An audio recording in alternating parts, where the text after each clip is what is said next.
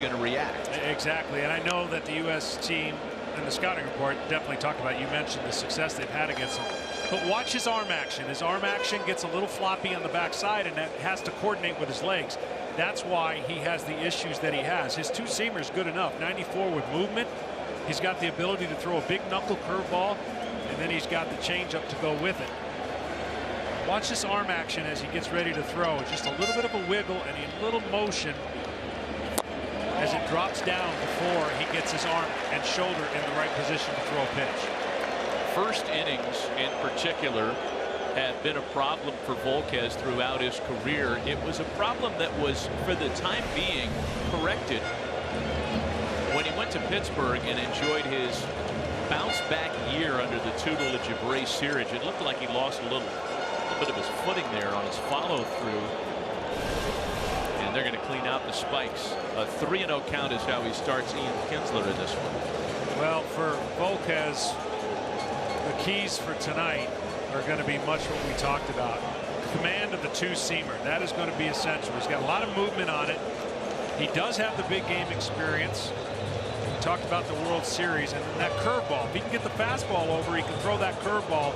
His curveball actually has more of a location. He can locate it better than his two-seamer sometimes. So you see the early mound gets pounded with a little bit of water, and that clay gets underneath those cleats. You never want to slip. You never want your foot moving once it plants. You want to be able to hit that inside part of your landing foot and then deliver the pitch. We do have an update from Jalisco, Mexico. Heidi Watney standing by in the MLB Network studios. Heidi.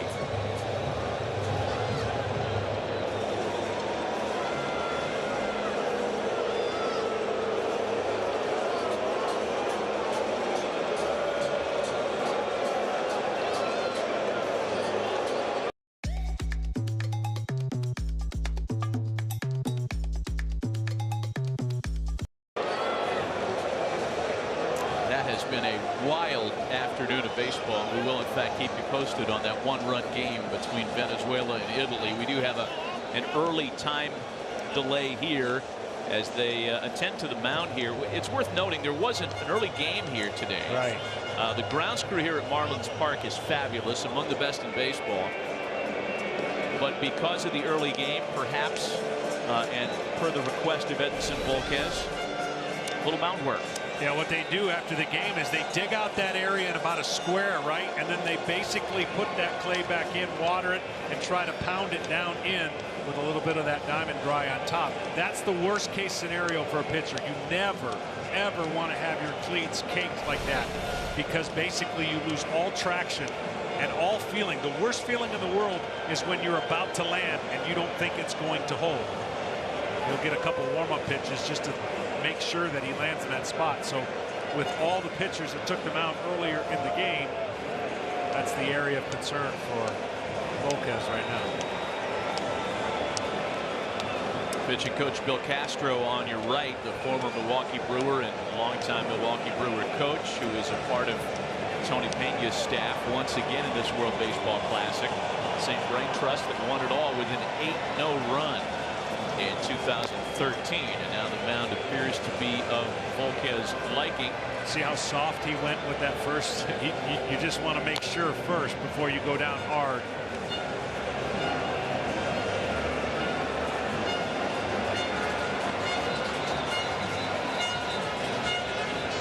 Jose Bautista takes a seat. You know, we saw in that tight shot of Edinson Volquez's shoes the tribute that he has on his, I believe it's his right spike, to Yordano Ventura, his former Royals teammate, who most likely would have been a part of this Dominican Republic WBC team. Lost his life in an automobile accident over the winter. Ready to get back to work. 3 balls and no strikes on Ian Kinsler, and after all that, a strike.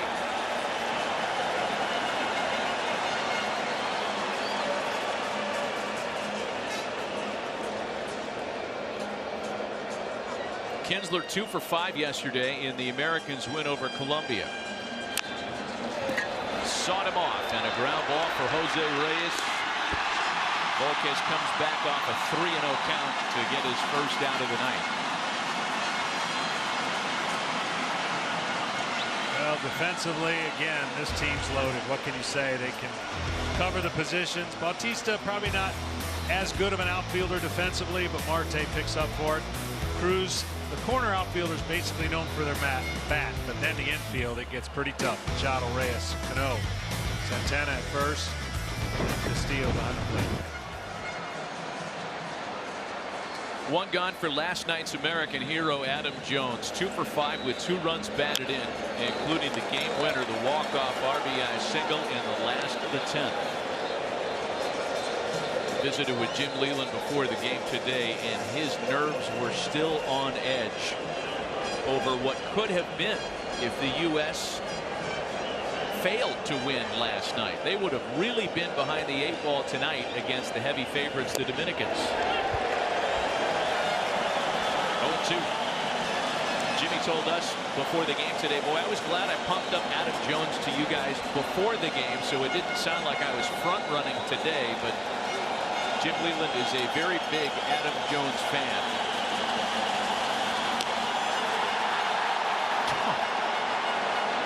That ball's a 1.5 feet outside, and people are acting like it was right down the middle here. Has anybody sat down yet? Not the Dominican fans. Oh, the 2 guys with the John 3:16 wigs have sat down. That's it.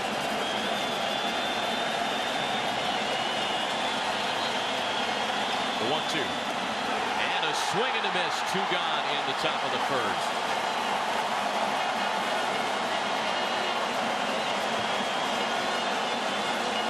Volquez went with the changeup right there instead of the curveball early on. He's got the fastball and then follows it with that changeup.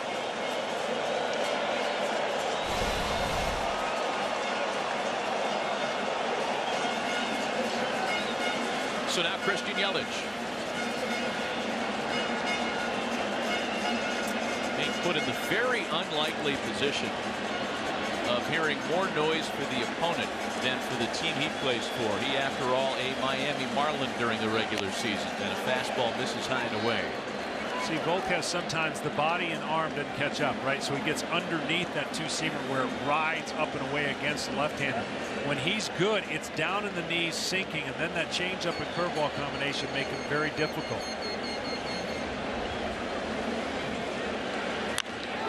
Yelich hammers a 1-0 pitch into the right field corner.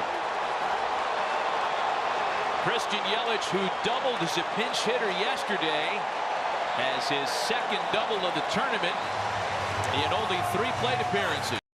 Instagram now lets you send automated DMs to new followers instantly. Now, most people are going He can flat out hit. He came off the bench, first pitch he saw, went the other way for a double, took a 2-seamer over the middle of the plate and absolutely laced it down the right field corner. The Marlins this year, if they stay healthy offensively, they should be pretty good. Of course, Stanton's a big part of that as well.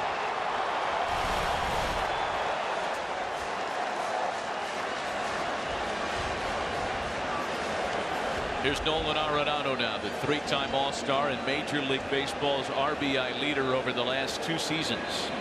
He was held hitless last night. Fastball misses high.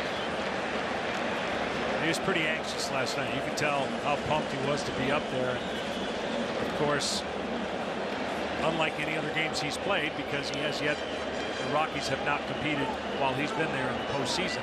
This is probably one of the bigger moments for him. Ball to no strikes. The count to Nolan Arenado. Yelich in scoring position with 2 gone. Popped him up. Castillo yields to Santana. Nothing comes of the 2-out double, and we are officially underway at Marlins Park in a very rowdy atmosphere, folks. It's going to be a lot of fun. Scoreless early.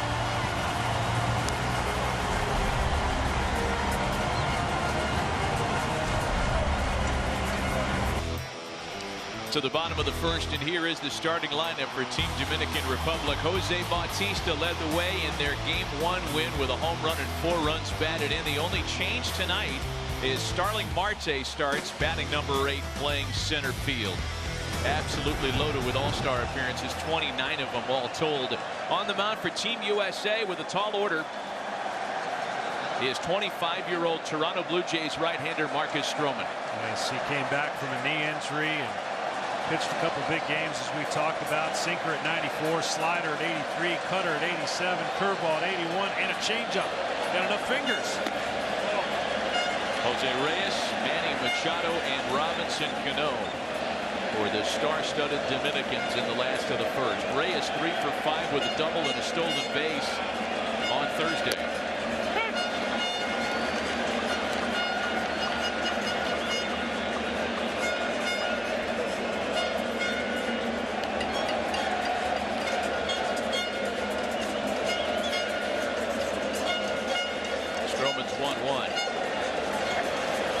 Marcus Stroman, the Blue Jays opening day starter last year. He has really decked out the red, white, and blue. Guy with a recording career, big personality.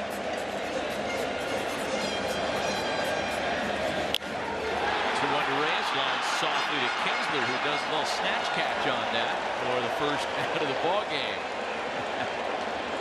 Well, for Mr. Stroman, he's got the flair to match the Dominican Republic. And then he's got ultimate confidence. He pitches big. And in the way that he throws his breaking pitches, they are so effective. He has 3 different ones at 3 different speeds. For him to be effective against this incredible lineup for the DR, he's going to need those pitches.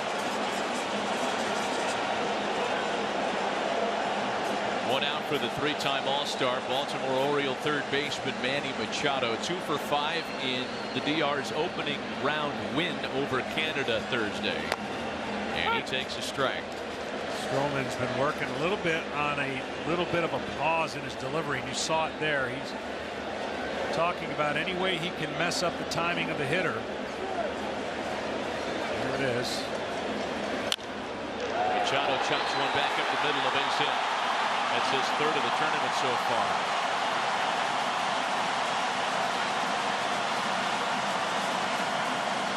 Well, defensively for the U.S. team, the outfield's pretty good with Yelich, Jones, and Stanton.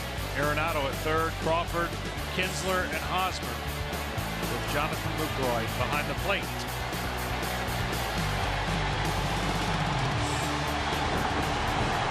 One out, one on for the 2013 WBC MVP.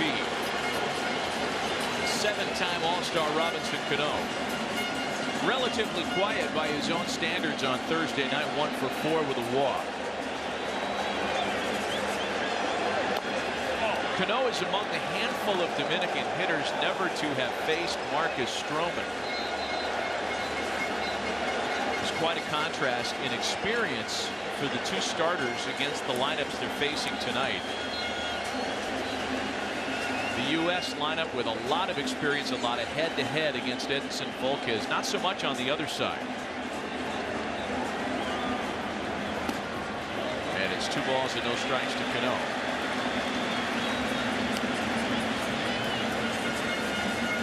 Never in anything that he does looks like he's in a hurry. He rarely is off balance at home plate. You make him look sick once, it's hard to do that twice. Defensively, he's as cool as they come in the field. It's almost as if the game is a little bit slow for him and fast for everybody else.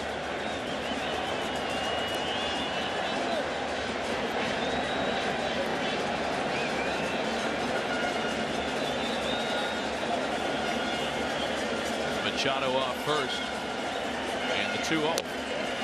It's in for a strike. The plan for Jim Leyland tonight is as much as you can out of Marcus Stroman, that is to a comfortable level.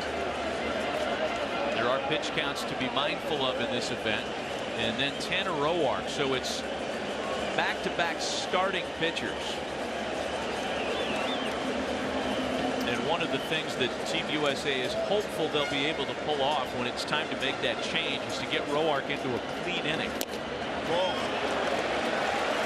In needing extra innings yesterday to beat Colombia, Jim Leyland had to go a little bit deeper into his bullpen than he would have preferred. He still thinks he's okay tonight, given he's got 2 starters available. But nobody's taking anything for granted in terms of the way things should go and the way things may go. 3-1. And a full count to Cano now.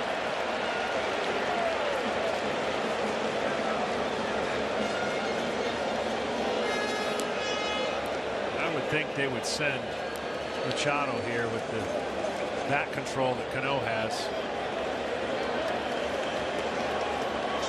Jose Bautista next. There he goes, the 3-2 home to Cano. Put in play for Crawford, who had to change directions to get the out on that ball, and there are 2 gone with a runner at second. We have another update from Jalisco, Mexico, Pool D, Venezuela, and Italy in the late stages of that one, and let's send it back to Heidi Watney at the MLB Network studios.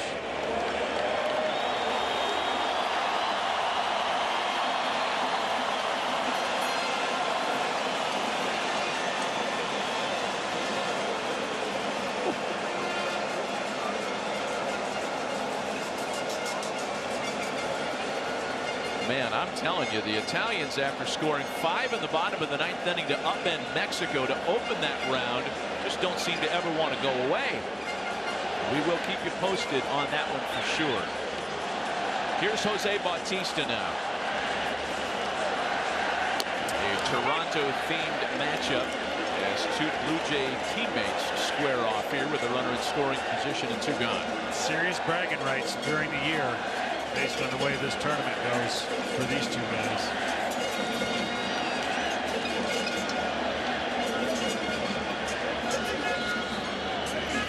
Somehow, with all the accolades and all the decorated backs of baseball cards we were talking about on Thursday with Team Dominican Republic, the irony was lost on me that it was Jose Bautista single-handedly defeating Canada that night. I mean, he's a hero north of the border. He is one of Canada's sports icons.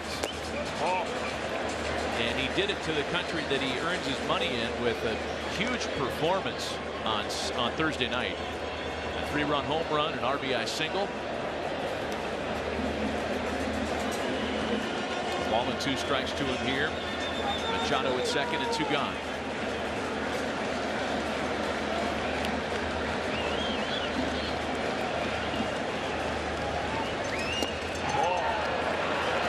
Sense from Tony Pena, and we visited with the Dominican skipper before the game, that he may have had plans to start a different outfield combination for game 2 in this series, but Bautista went crazy on Thursday, and you can't pull him out of the lineup tonight. Oh. Wow. Man.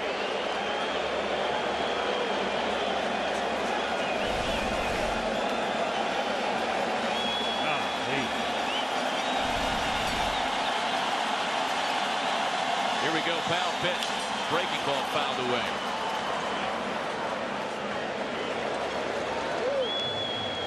You know, the word that came out of the first game in this doubleheader, this day-night doubleheader affair today between Canada and Colombia, was that the strike zone was very rigid. Yeah, I don't understand it from a tournament standpoint, especially with all the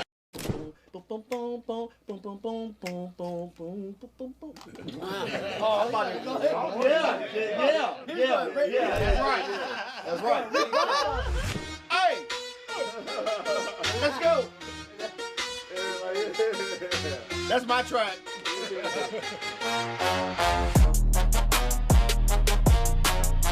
I think what I've seen is people be more excited about it from a professional standpoint, because a lot of times that's the hardest barrier, is like when you're professional, to take a thing that you think is a novelty or you've seen been a novelty and apply it, you know, to your work.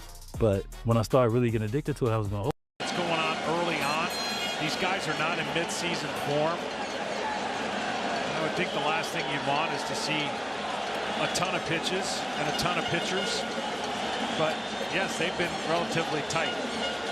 The next payoff pitch home, and Bautista pops it up.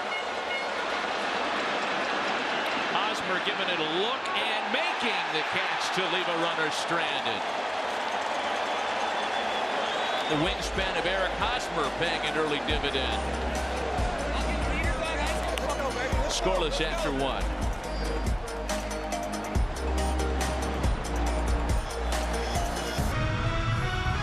This World Baseball Classic telecast on MLB Network is presented by Geico. 15 minutes could save you 15% or more on car insurance.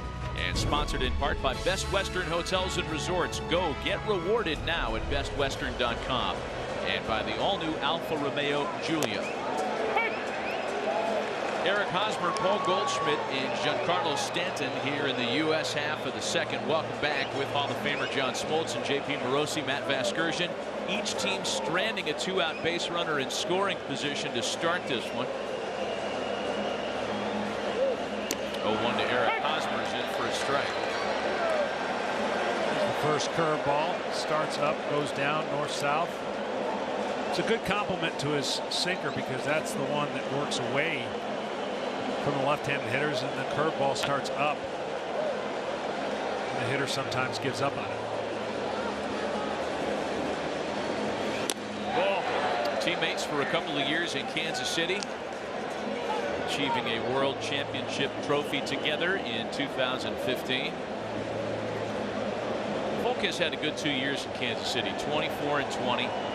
Huge in the postseason for them.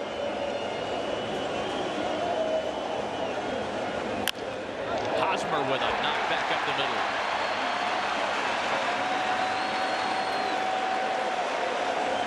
Leadoff through to Reward to start the second. And see, he went change up there and really allowed Hosmer to catch up. His hands back, he takes it up the middle, 2-strike approach. The Royals are really good at taking big hacks until they get 2 strikes and then finding a way to put the ball in play once they get 2 strikes on it. Jim Leyland found a way to get both of his first basemen into the lineup tonight. He wanted Hosmer out there for sure, and he really wanted Paul Goldschmidt in the lineup tonight. So the 4-time Diamondbacks All-Star DHs in bats number 6. He's had big-time numbers against Volquez through the years. 7 for 14 with a home run. Those did not go without the notice of the U.S. skipper. Well, you can already see, I mean, yesterday's game against the U.S., Quintana pitched one of the best games he's pitched in his career, and he was just spot on. But it would be better for the U.S. to get a lead against this team to create some sense of confidence, as their bullpen is as good as it gets.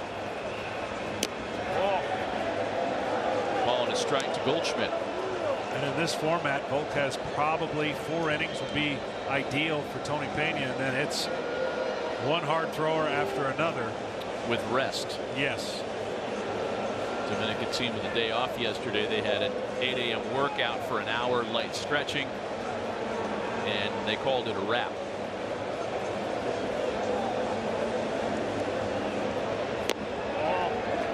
Two and one.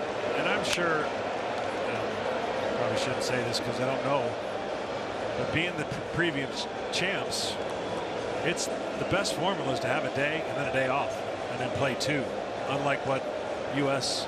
had to do. They didn't play the first day and they got 3 in a row. So both right. them. 2 balls and a strike to Paul Goldschmidt. Giancarlo Stanton waiting on deck. We're going to send you back to Heidi in just a moment for another update between Italy and Venezuela. That's been a crazy round. Pool D in Jalisco has been nuts. Italy coming back with 5 in the 9th to knock off host Mexico a couple of nights ago.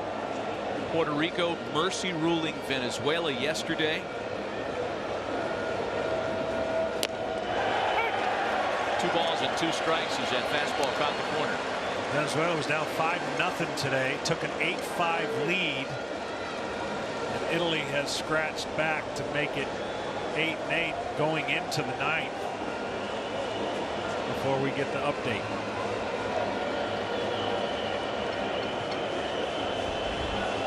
Here's Stanton waiting on deck. One of the Marlins' hometown heroes playing in his home yard this week. The 2-2 from Volquez is swung out and missed. Second strikeout for him tonight, one away, and let's get it over to Heidi for an update. Heidi Watney at our MLB Network studios.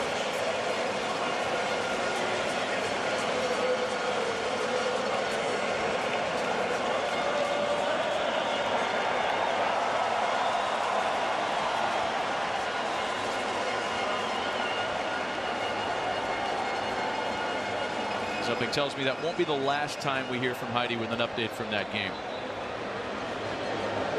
Puerto Rico and Italy with wins. Mexico and Puerto Rico playing later on tonight. Here's Stanton now, who in his opener yesterday was 0 for 3 and was hit by a pitch. You know, Venditti has an interesting scenario where people would think 65 pitch limit. He's got two different arms he can throw from, but it doesn't apply that way. It doesn't work that way. Did you check on that, or you just? Yeah, I checked on that. So that'd be pretty cool. That'd be like a really weapon. It's a valid point. I still think that Pat Venditti should be allowed to switch arms mid at bat. It's an advantage. Who else can do that? 0-1 the count to Giancarlo Stanton. Hosmer singled to open the inning. Paul Goldschmidt struck out.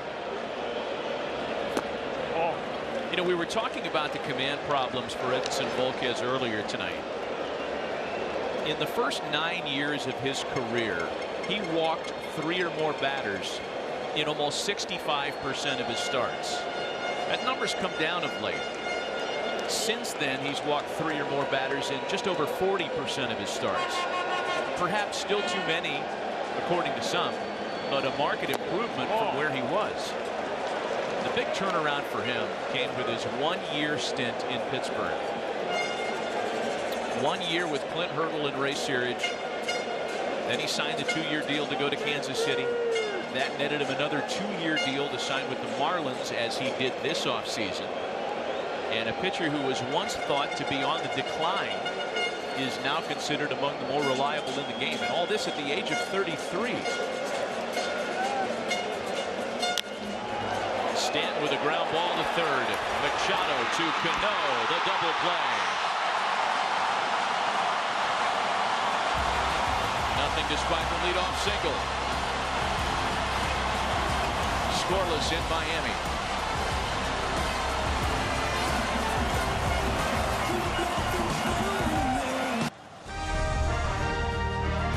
Welcome back to this World Baseball Classic telecast on MLB Network, presented by Geico.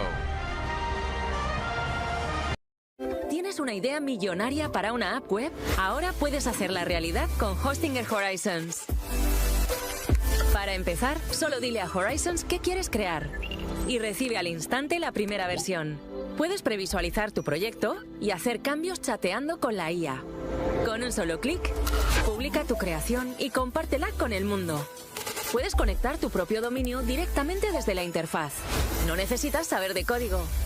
Con Hostinger Horizons creas y alojas tu app web en un solo lugar, además de obtener email y mucho más. Entra a hostinger.es y haz tus ideas realidad.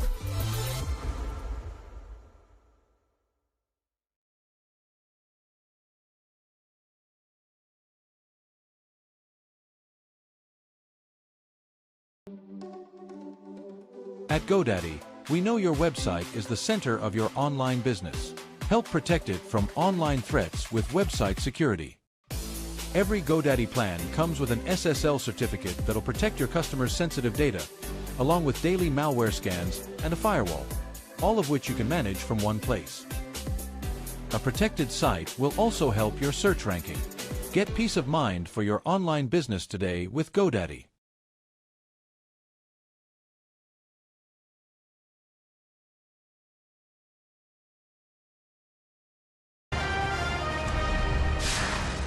Scoreless early on at Marlins Park. We head to the bottom half of the second, where the Dominican Republic sets up Santana, Cruz, and Beltre. 5, 6, 7 batters. It's kind of a modified version of the wave Once thought a tired 70s affectation of major arena sports, still apparently very much alive. Marcus Stroman back to work. Gave up a one-out single and nothing else in the first. The movement on his two-seamer is fresh. I mean, it is tremendous tilt downward, just trying to get it commanded in the strike zone. We'll get a lot of ground balls. 1 ball and 1 strike. The count to Carlos Santana, the switch-hitting Cleveland Indian, who was 1 for 5 with a double here on Thursday.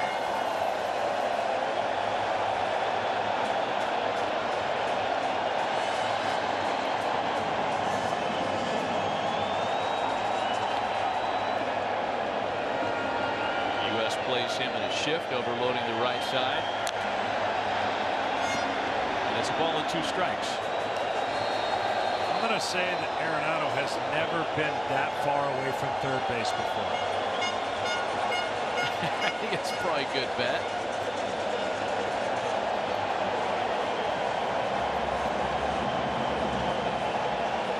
You know, the Rockies are a pretty sabermetrically inclined team. Maybe there's been an occasion or two where they've had him out in that beer league rover position.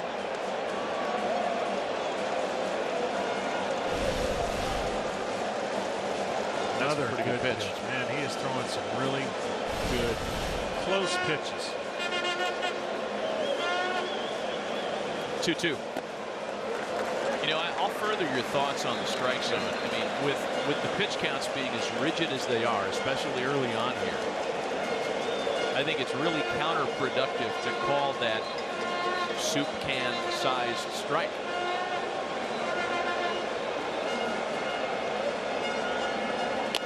And a swing and a miss. Guy with great plate discipline, guilty of chasing that time, and the strikeouts recorded for Stroman, his first of the game. Yeah, out of the zone. That one backed up and actually went the wrong way. This ball's supposed to be a backdoor kind of cutter, and you see it raise up in the zone. When you throw a cutter and you get on the side of it, those are the ones that back up. You got to get your fingers on top, and you got to follow through to create what's called that backdoor strike. There's the 4-time All-Star Nelson Cruz, now 1 for 3 with a walk and a run scored on Thursday night against Canada. And that one hits him. And Big Nelson didn't even flinch. Breaking ball, same thing. Almost threw that one uphill. Didn't get over it. Ball didn't spin, turn left.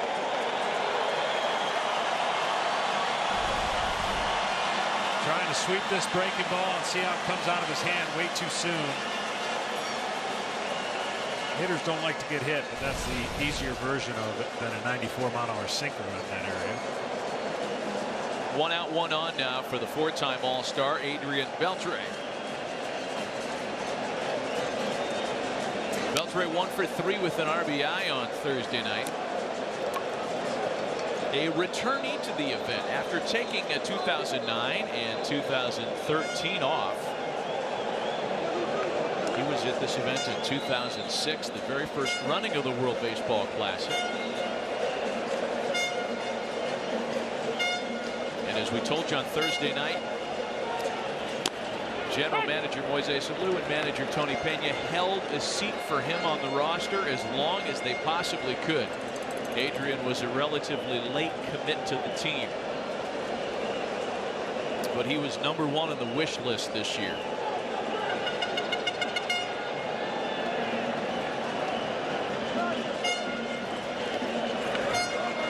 Beltre had a good experience here in 2006, the first running of the WBC, hit 4 home runs.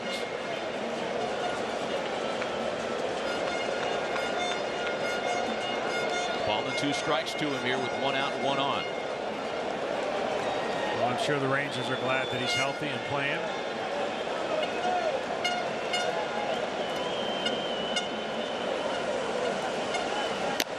Swing and a miss. And Stroman gets 2 good patient hitters to chase here. There are 2 gone. Four-seamer up in the zone. You see the finish.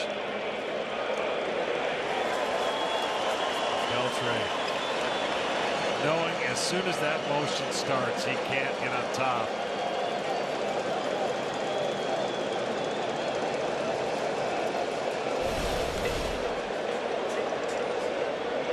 So 2 gone with Cruz still at first, and that'll bring up the outstanding Pittsburgh Pirates Starling Marte. He picks on the first pitch. Arenado's got it, and nothing comes to the base runner here.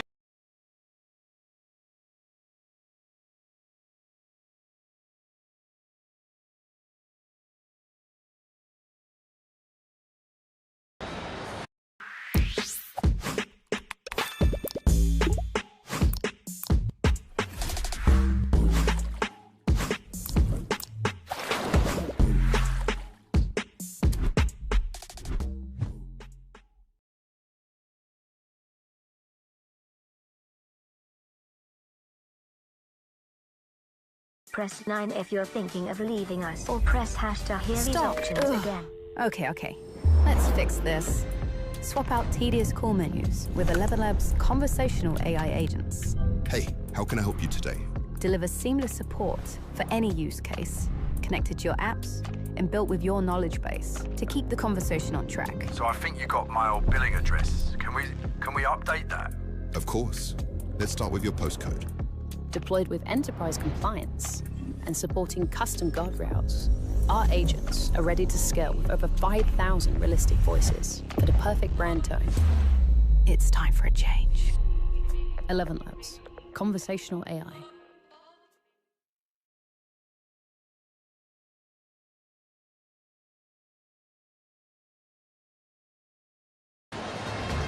Scoreless tie through 2 as we welcome you back to Miami. The U.S. playing the role of visitors in this matchup tonight. We go back to work against Edinson Volquez with Jonathan Lucroy, Brandon Crawford, and Ian Kinsler. We're back with John Smoltz and JP Morosi, Matt Vasgersian. Been a fun one to watch so far, given the atmosphere. A sold-out crowd here at Marlins Park. Jonathan Lucroy's first plate appearance of the World Baseball Classic, and he takes a strike. Two-time All-Star coming off a great year last season after the mid-season trade from Milwaukee to Texas, where he went to the postseason as a Ranger. A .292 batting average, 24 home runs, and 81 driven in.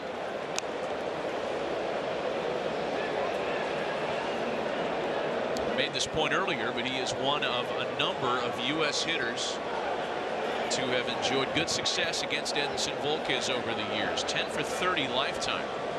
He's seen plenty of them.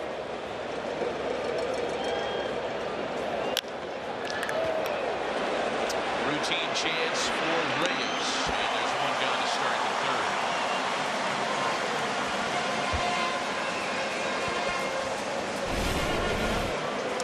Sunday's schedule is a busy one. Japan and the Netherlands in the second round. That begins at 6 a.m.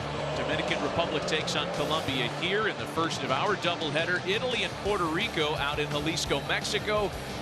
Canada plays the U.S. in the nightcap tomorrow. And then it's Mexico and Venezuela rounding out the night. Man, it is a busy day tomorrow.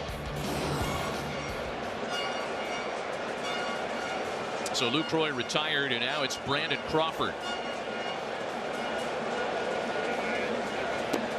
Crawford 1 for 3 yesterday with a run scored. Played outstanding defense yesterday. Made a handful of great plays. One in particular that caught the attention of everybody. We talked to Jim Leland about his shortstop before the game today. And when a salty old codger like Jimmy says you're a ball player, it is the highest of compliments. He loves Brandon Crawford. Yeah, he does. And he says he can understand why both he and Posey, both on the Giants, both professional ball players as he calls them, why they have the success that they do.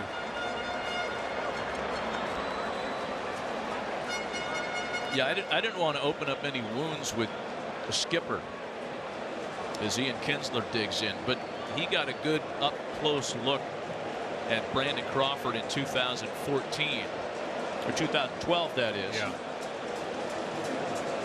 in the Giants World Series, blanking really a dominant run over the Tigers in the Fall Classic that year. See, if Volquez gets the ball down in that area, it's going to be very difficult for the USA team, because now he can lower the sights of their eyes and start throwing that changeup and curveball off of the height of that fastball. Ball. A ball and a strike to count to Kinsler.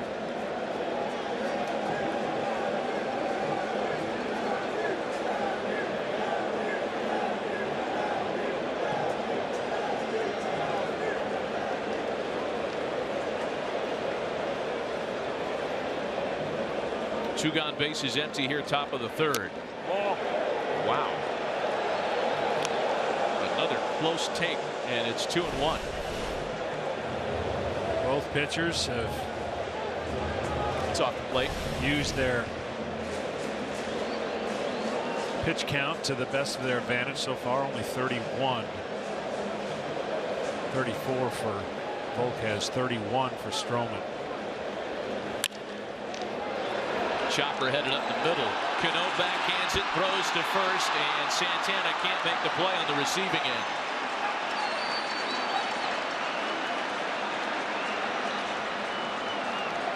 Boy, you would not believe what's happening in Jalisco, Mexico, between Venezuela and Italy. Heidi Watney standing by with another update back at the MLB Network studios.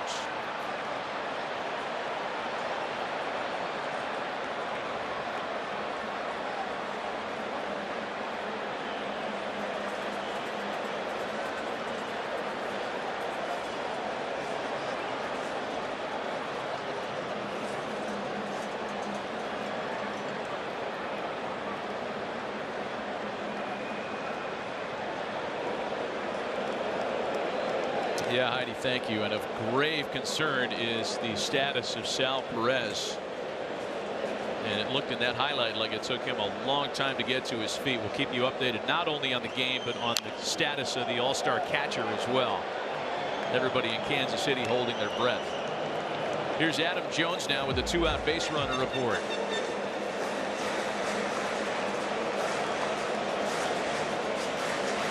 Sure, Adam Jones would like to center one of those hard hit balls he had yesterday.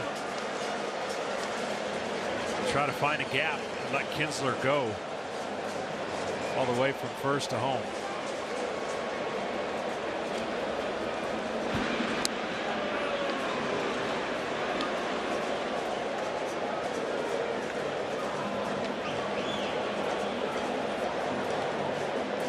Christian Yelich waiting on deck. 2 doubles and a walk in his 3 trips to the plate so far.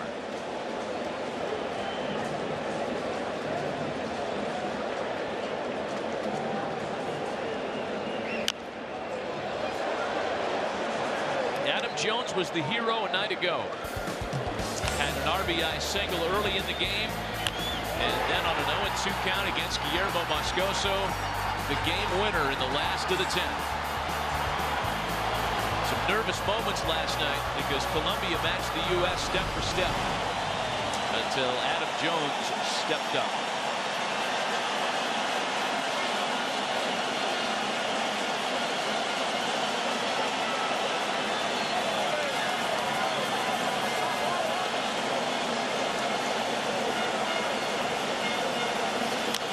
Oh, 2 pitch to Jones is rocketed into right center field. Marte gliding over. Boy, some miscommunication between he and Cruz, and it rolls all the way to the wall. Kinsler scores. They're going to try it with Jones, and then the late stop sign. Oh, Willie Randolph was giving him that windmill and thinking inside the Parker until the very last moment. The U.S. the first to strike tonight.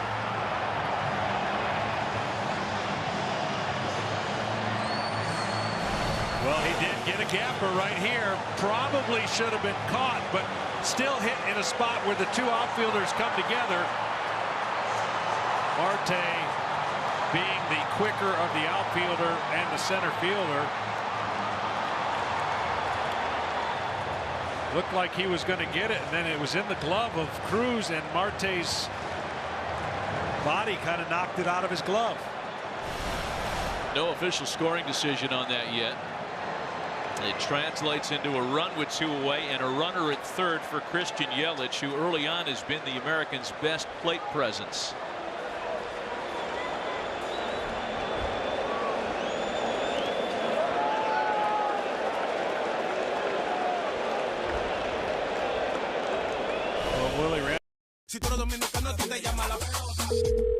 Hello. Buena, le hablamos del club oficial de apoyo.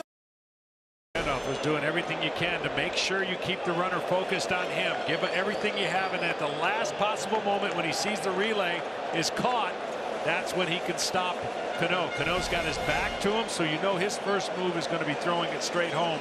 Plenty of time for Adam Jones to stop and get back. They're scoring that play as an error to Marte, so no RBI for Jones.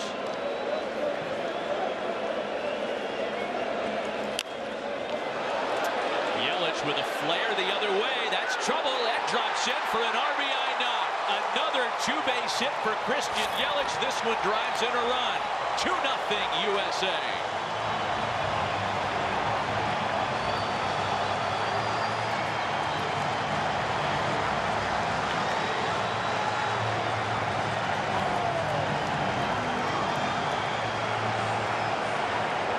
USA hit some balls really hard yesterday. Colombian defenders made some great plays. This time it wasn't hit as hard. Off the end of the bat and found a spot. Yelich with good speed. He makes the halfway turn and waits to see if Bautista can pick this up barehanded. Once he couldn't, he continues on to second. And that much needed lead for the U.S. has got to make them feel a lot better about the situation right now. How's Christian Yelich doing? 3 doubles and a walk.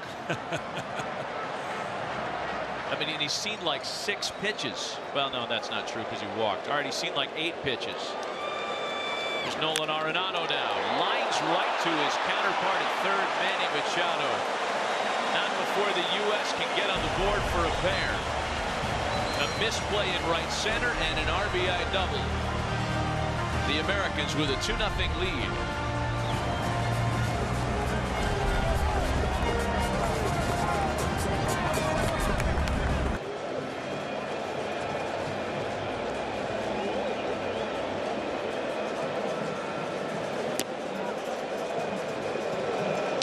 All right, Heidi, thanks. Compelling stuff happening in Pool D in Jalisco. I mean, you need to look at these highlights for 30 seconds to know that this is not being treated as an exhibition tournament anywhere in the world. Wellington Castillo leads things off for the Dominicans, trailing for the first time in this WBC after Team USA puts up a pair in the top of the third. It's Castillo, then the top of the order, Reyes and Machado, against Blue Jays right-hander Marcus Stroman, who will get a ground ball out to start the last of the third. Well, StatCast powered by Amazon Web Services is going to talk about the catch probability on this ball. And as we told you, it looked like it was caught and then knocked out. So 89% that ball is going to be caught. The Dominican were wishing that that was 100% because that led to really 2 runs that didn't need to cross the plate. The DR pretty good on the defensive side, but Marte going to play center this year for the Pirates. We had little pop-up videos going there. Did you see that? I did not. Yeah, it was like I was watching Men at Work video on MTV2. That's great. The definition of catch probability. Ball and no strikes to Jose Reyes, making 1-1. There it is. Ah. I was so focused on what I was doing, I missed it. I get it. 1-1 to Reyes. Slapped over the mound. Kinsler knows he's got to hurry. Throws off line.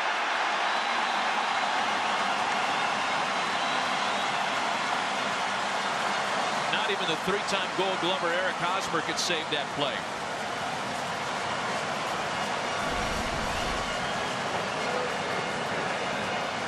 Oh, got him. What are we doing here?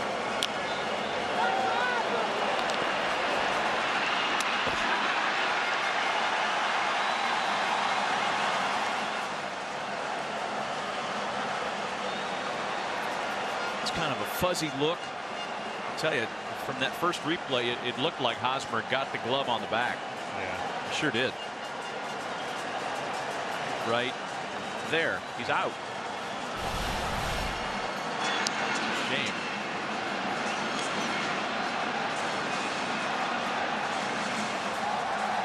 Again, there is no challenge, no replay in World Baseball Classic play in the first and second rounds.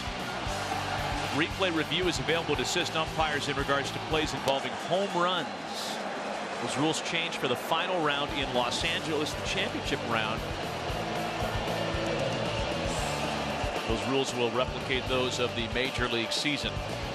So there was nowhere to appeal that apparent missed call. Want to know the count to Manny Machado. Perhaps a double play ball. And the missed call amounts to nothing. Crawford to Kinsler to Hosmer. 3 clean innings for Marcus Stroman, retaining a 2-0 U.S. lead.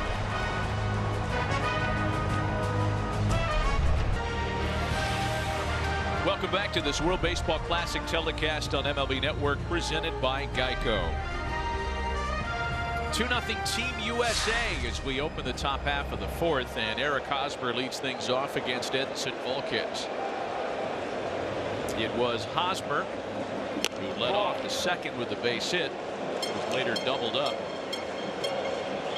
The runs for Team USA came in the third, and as was the case last night, John, 2-out success. Means all 5 of the runs that the Americans have scored in this series so far, in this pool that is, come with 2 out in an inning. Hosmer with a chopper to second base. Cano smooth and casual, and there's 1 away. Between innings, J.P. Morosi had a chance to catch up with idled Dominican outfielder Gregory Polanco. Gregory, how does this atmosphere compare to Estadio Quisqueya in Santo Domingo? Oh my God, there's something amazing here. You know, like I feel like home. Like it feel like home because like there's too many Dominican here. I'm so happy to, I'm so blessed to be here, and I'm happy enjoying it. You know Starling Marte so well. How tough of a play was that there in right center field? Oh, it looked easier than it is because there's a lot of people here. Like you can hear, like it's something like almost like you have to be watching the ball and watching the va caminando a cazar una presa, pero no sabe si tú también estás siendo cazado. El Amazonas. En este video vamos en busca de las pirañas. Muchas gracias. Ese pez, el enemigo silencioso de los pecadores, que si tú caes al agua y tienes alguna herida y botas sangre, inmediatamente te van a liberar. En todo el Amazonas se encuentra una gran concentración de pirañas. Y le digo algo, los nativos de la tribu tienen más miedo a las pirañas que a los mismos cocodrilos. Así que, mi gente, en la aventura del día de hoy salimos de cacería de pirañas. Así que, vamos allá.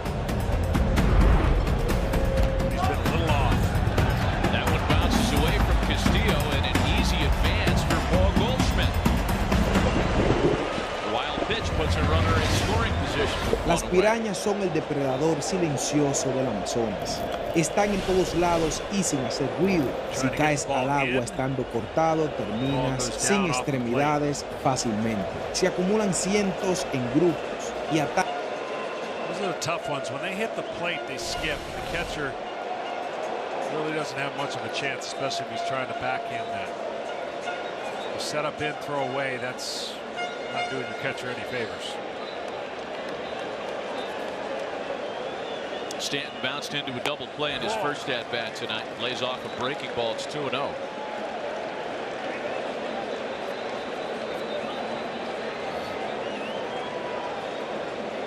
Volquez at 46 pitches. Again, the hard cap is 65. Discover a unique investment opportunity in the heart of the Caribbean. Larimar City and Resort is an innovative smart city, unlike any other in the region, located in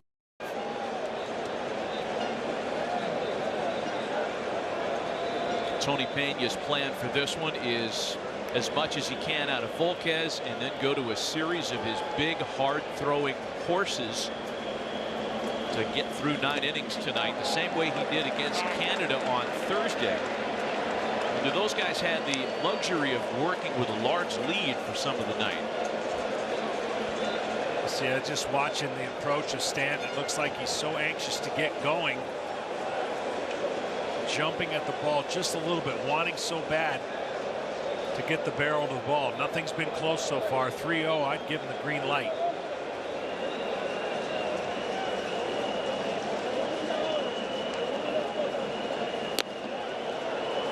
He takes ball 4. 4-pitch walk issued here in the 4th. Runners at first and second now with 1 away.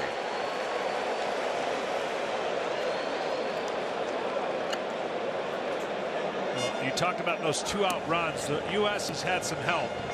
Of course, they tied the game up yesterday on a pass ball or wild pitch, strike 3, that would have ended the inning. They scored 2 runs tonight on a fly ball that was caught that would have ended the inning. But they'll take whatever they can get. After squeezing by Colombia, they've taken this raucous crowd a little bit out of the game momentarily with this 2-0 lead.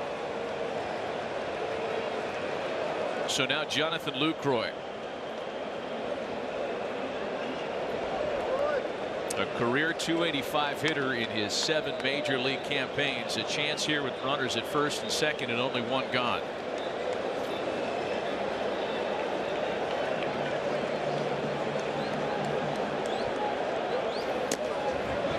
Takes strike 1.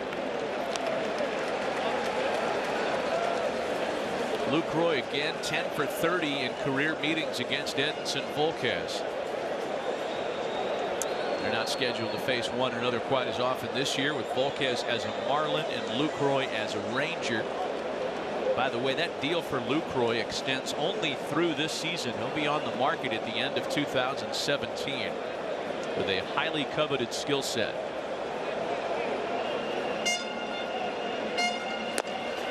That's really why the big reason he didn't go to Cleveland in the first place, because there was no guarantee that he would be the catcher this year. Where in Texas he will be the catcher, and he could determine his home fate after he becomes a free agent. Yeah, that's an important thing to remind folks of. A lot of Clevelanders were kind of snubbed when he said no to that deal.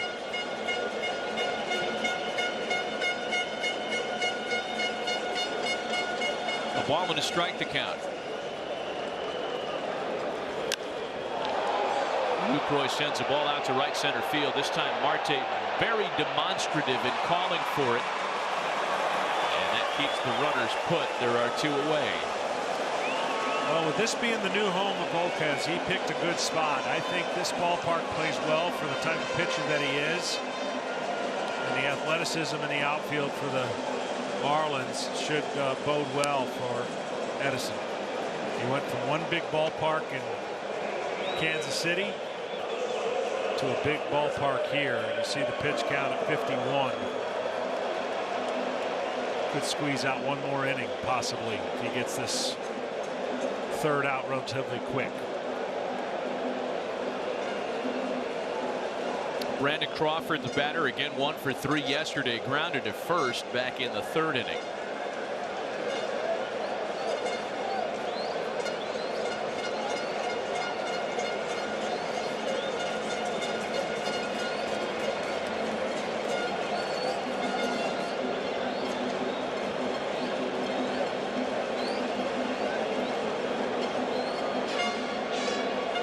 Crawford taking a little time to dig in, and he's ready to go. Coming off a season in San Francisco in which he posted career highs in batting average, on base, and triples. And that one rocketed into right center to get down in front of Marte and score a 3rd run of the ball game. Brandon Crawford wasting no time.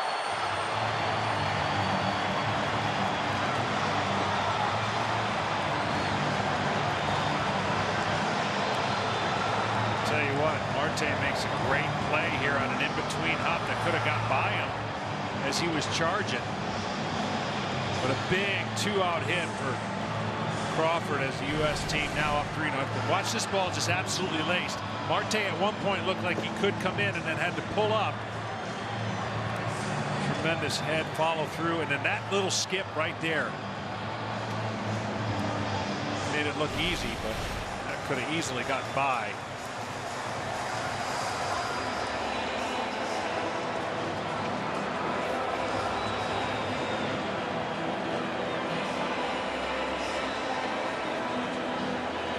Tony Pena out conferencing with his infield. Ian Kinsler, the top of the order, is scheduled. He's got huge career numbers against Volquez. See if that plays into the rationale here. Yeah, they're going to go to the pen. That's going to be all for the DR starter tonight.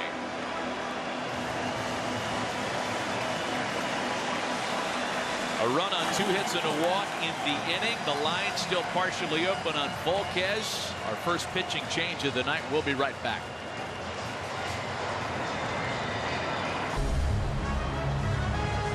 Aerial coverage provided by Goodyear with superior performing tires that knock it out of the park. Goodyear, more driven.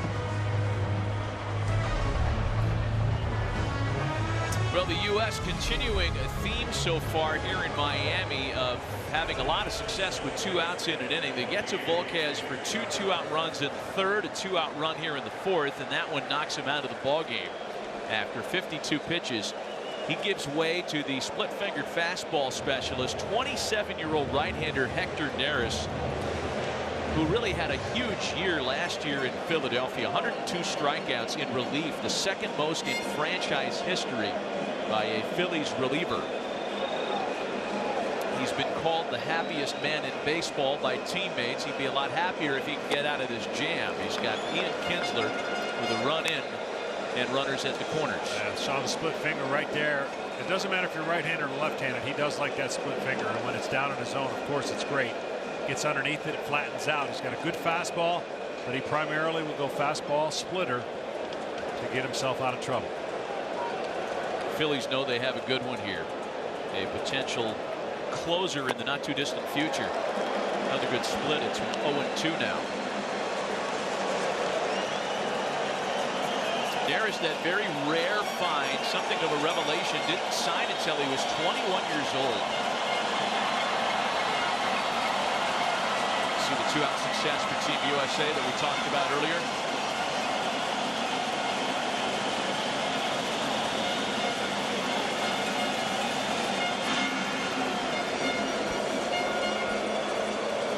Adam Jones waiting on deck for the Americans. Walk-off hit yesterday, coming with 2 out and 2 strikes in the last of the 10th.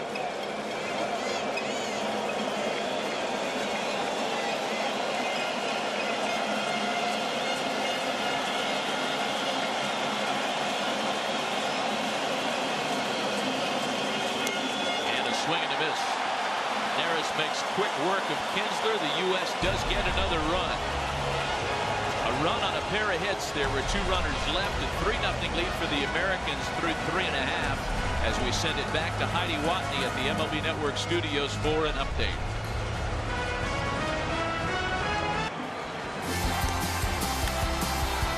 Get up for something good this season with MLB Central. Join Lauren Shahadi, Mark DeRosa, and I. Los grandes sueños empiezan dando pequeños pasos. En GoDaddy te ayudamos. For an early morning look at the day in baseball. MLB Central presented by Hyundai, returning Monday, April 3rd only on MLB Network. I mean, I should have read that. Does that feel a little weird reading that? Promoting, you know, a great show that you get a part of? Yeah, next time you should read that. I'll read that for you. And you should be honest about what you think of the show, too. Don't read the card. Just right. Give America an honest 12 seconds of what you think of us. Our producer will love that. Waiting for that. Robinson Cano leads things off for the DR in the last of the 4th inning. 3-0 Americans as Cano rolls over. A ground ball chance for his opposite number. Kinsler gets him. There's one away. It's a decorated team. It's a decorated coaching staff on both sides, particularly on the American side, where John Paul Morosi between innings had a chance to visit with U.S. third base coach Willie Randolph. All right, Willie, you're wearing a very special number in the history of our country. What can you share about your conversations with the Robinson family about wearing number 42? Well, when they sent out the memo for the numbers, I knew number 30 was David Robinson had that. So looking down the line, I saw 42, and I thought, what better way to honor Jackie on the world stage, World Baseball Classic in the West number. Got in touch with Sharon Robinson. She said she loved it. It'd be great. So I'm proud, man. It just feels good on me, and I just want to be able to represent. That's just awesome, man. It's a wonderful story, Willie. And of course, in your career, 6 All-Star appearances, 6 World Series championships. But how special is this? I'm having a blast, David. You know, listen, man, these are the best players in the world. I got the best seat in the house right over there, watching all these outstanding young players. It's really a blessing. I've been blessed my whole career. Good Lord's been good to me, and then again, it's another blessing for me to be able to be on this stage and watch these great young players. Willie, thanks so much. All right, my pleasure. Yeah, Willie Randolph's a returnee to the event. He was very eager to participate again. He was Joe Torre's third base coach in 2013, so he has a bit of an agenda here, wants to accomplish business. Jose Bautista lays off a pitch inside. It's 3-1 now. Blue Jay to Blue Jay here with 1 gone and the base is empty in the 4th. Stroman has given the U.S. everything that they could have wanted into the 4th inning. He's been crisp. He's only gone to 3 balls a couple times. He has 46 pitches. And if you're going to be able to have success against this team, Jim Leyland, he wanted at least 4 out of Stroman and then turn it over to another starter. Maybe he could eat up 4 more innings and then Andrew Miller time. Full count pitch home. The first time Jose Bautista stepped in against Marcus Stroman, there was that kind of acknowledging wink. Hey, okay, baby. I know you. For the next 4 minutes, we're not friends, and then we'll be friends again.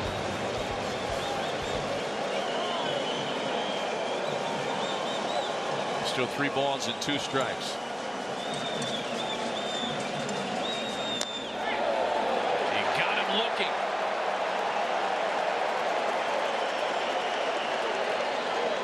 He's strutting. Yeah, he is. He is strutting and feeling good. This is that tighter. He'll call it a cutter, but that's a slider. And he froze his his teammate.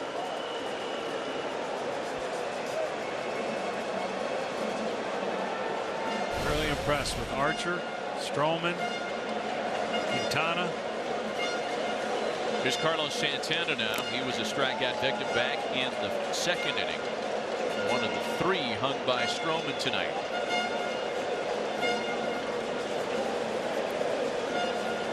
You know, Marcus Stroman has always had something to prove, despite his pedigree. First rounder out of Duke in 2012. A place where, by the way, he returned last season to complete his degree. But because he's a shorter pitcher, he's always had that label on him, and it happens in professional baseball in the scouting ranks. That kind of too small tag is really a tough one to shake.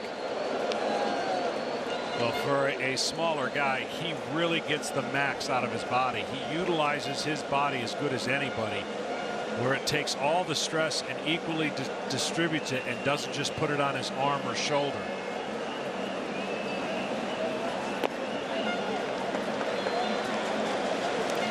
Three balls and a strike.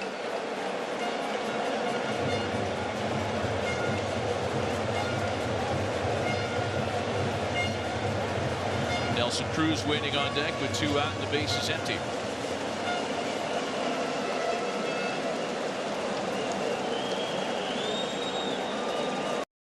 Instagram now lets you send automated DMs to new followers. Now, most people are going to use this to just blast links. A full count now, 3-2. Bear in mind, this is still a Dominican lineup that punished the Canada pitching staff to the tune of 9 runs on 15 hits 2 nights ago. And Marcus Stroman has single-handedly kept them in check tonight by giving up just a pair of singles. Yeah, he's kept the ball down, mixed up his pitch as well, kept him guessing. Swing and a miss, 4 strikeouts. Marcus Stroman brilliant tonight. completely shutting down the big hitting Dominican lineup and retaining the 3-0 lead.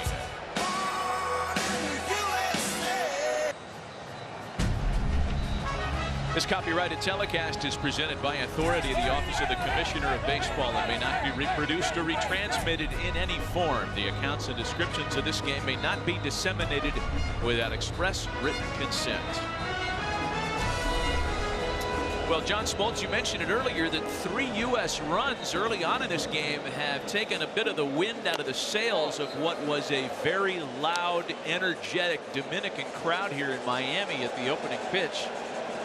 And so far, they've just been sitting on their hands, kind of waiting for something to get excited about. They have, and it's been Stroman who has fed off of that, keeping them sitting down. I mean, this is a very proud team and a proud fan base. They really believe and expect them to beat the USA team coming into this, especially after scoring 9 against Canada and USA struggling offensively yesterday.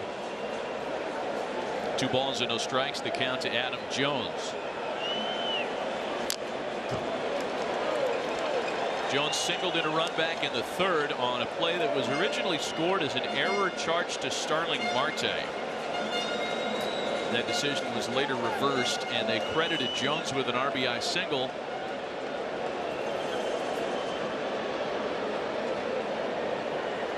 Two balls and a strike to him here. Jones, Yelich, and Arenado. A high infield pop for Carlos Santana. Let's continue talking about Marcus Stroman. It looked like between innings, like you could have kind of flipped a coin as to whether he was coming back out or not. I know, John, you feel like he's going to give us a 5th inning today. He is. He's going to come back out. I mean, they'd like to not have Roark come in the middle of the inning if possible. They'd like to create the starting, scenario where he warms up and pitches in a clean inning. But just reading the body language and reading maybe a few lips, I think he's going out there for one more inning. Here's Yelich now. Bounces one up the middle. Reyes was in the perfect spot for him for a quick out number 2.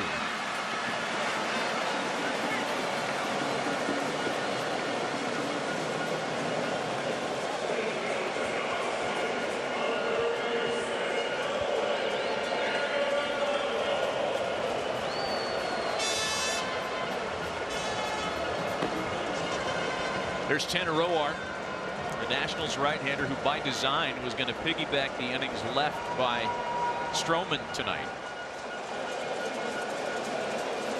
Here's Nolan Arenado. And what a challenge for Jim Leland. I mean, everybody just assumes that it's push button managing when you write down a lineup card made up of all-stars. But with all the constraints that Jimmy has to deal with, given the innings restrictions that the league format dictates, and then the additional pressures put on him by all the clubs whose players are here tonight. Well, I can tell you this. He wins tonight and he can empty his bench tomorrow, right? I mean, give guys a chance to play tomorrow who haven't played so far. Maybe Josh Harrison plays 3rd base tomorrow. Yeah. Or Daniel Murphy plays 2nd. He'll get those guys some reps. Feeling a lot better about knowing he's advancing to San Diego. But as he said, and as Tony Pena has said, everybody who has put on the uniform says, whatever you need me to do, I will do, because we want to win.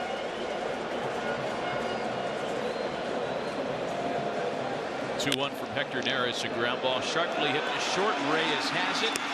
And the U.S. goes down 1-2-3 for just the 2nd time tonight. Middle of the night. Team USA on top 3-0.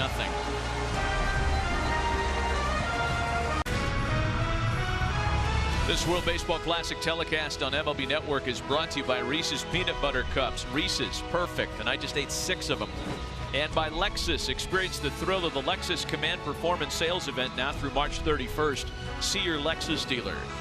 And by Wendy's. That wasn't on the card, by the way, Smoltz. But I ate 6 Reese's Peanut Butter Cups just now. They were the small ones, though. Nelson Cruz leads things off for the Dominicans in the last of the 5th. Back with John Smoltz and J.P. Morosi. Matt Vasgersian and Marcus Stroman has been the big story for Team USA tonight. 4 shutout innings, 4 strikeouts, limiting this high-octane lineup to just a pair of singles. Cruz, Beltre, and Marte here in the Dominican half of the 5th.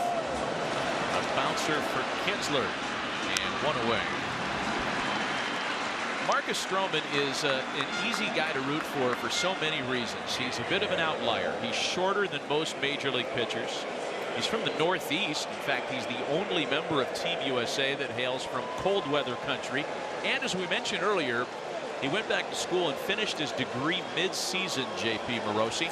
He did, Matt. It was almost exactly 2 years ago. Stroman suffered what was thought at the time to be a season-ending ACL injury, but now he views that as a blessing in disguise, because during that 2015 season he went back to Duke University, finished his degree in sociology, and even at the end of that year pitched in the playoffs for the Blue Jays. And there you see the photos of last May, Matt. In between starts, he walked as a graduate of Duke University. Really neat story. He's something of a Renaissance man as well. There he is channeling his baseball background in cap and gown. He's got a music career. Enjoys what he does. Immensely popular in Canada. He's pretty good defensively too. Wow. I told you he's got the flair. He looked over to the other dugout.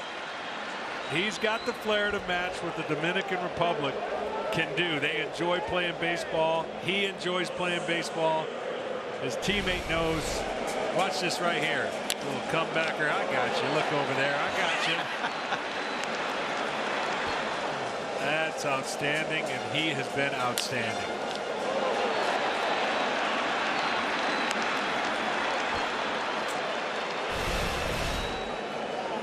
Two gone now for Starling Marte. Yeah, JP, I want to bring you back in on Marte, or rather on Stroman. The fact that he's from cold weather country is a rarity on this roster too. Well, yes, Matt, and actually his mother, Adlin, is of Puerto Rican descent. So you mentioned he has Latin American heritage too. And Marcus shared with me earlier this week, he said, yes, I can channel that same feeling there against the Dominican Republic in Miami. He has been terrific tonight. 2 balls and no strikes. The count to Marte. So I'm assuming his music career and my music career are totally different, opposite spectrums.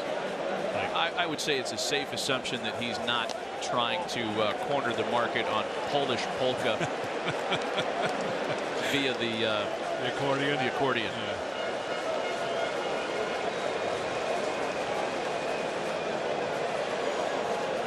Three balls and no strikes. Count to Marte. 3-1 now with Wellington Castillo waiting on deck. Well, this is an important pitch right here, because after this pitch, he can finish the next batter before it gets to 65 pitches. If he fouls it off or gets a strike, this is his last batter. With 2 out in the inning, you hope it doesn't matter. Oh boy, now there's something to think about. Since the dawn of time, stories have connected us. Open Art brings the tools to because Marte singles to the left. And here comes Jim Leland. He's going to go get him. Well, the ideal scenario for Team USA was to get Tanner Roark into the game in a clean inning. Marte's 2-out single puts a crimp into that plan. Marcus Stroman leaves to congratulations by his teammates. What a brilliant performance tonight, folks.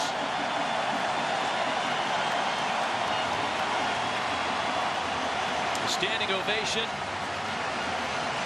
for the Toronto Blue Jays ace as he leaves Team USA with a 3-0 lead. 2-out runner aboard. First American move to the bullpen, and we'll be right back.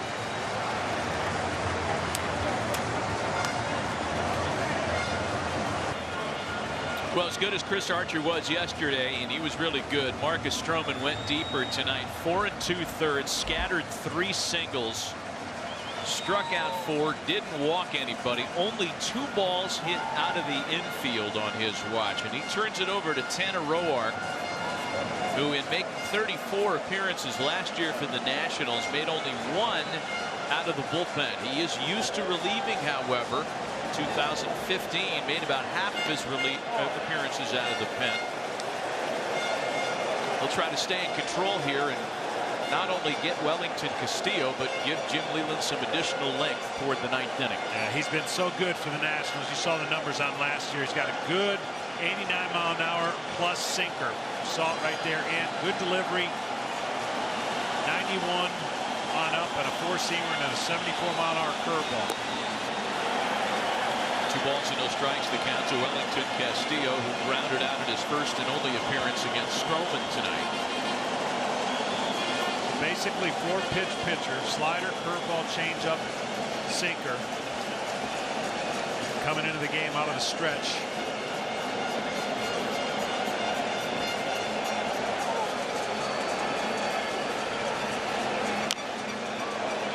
Roark is often not included in the conversation about how good the Nationals pitching staff is, and it's a shame, because his ERA last year was the lowest on the staff, and this is a staff that includes Max Scherzer. This is a staff that includes Steven Strasburg, but it was Roark who finished with the best ERA on the staff, 2.83.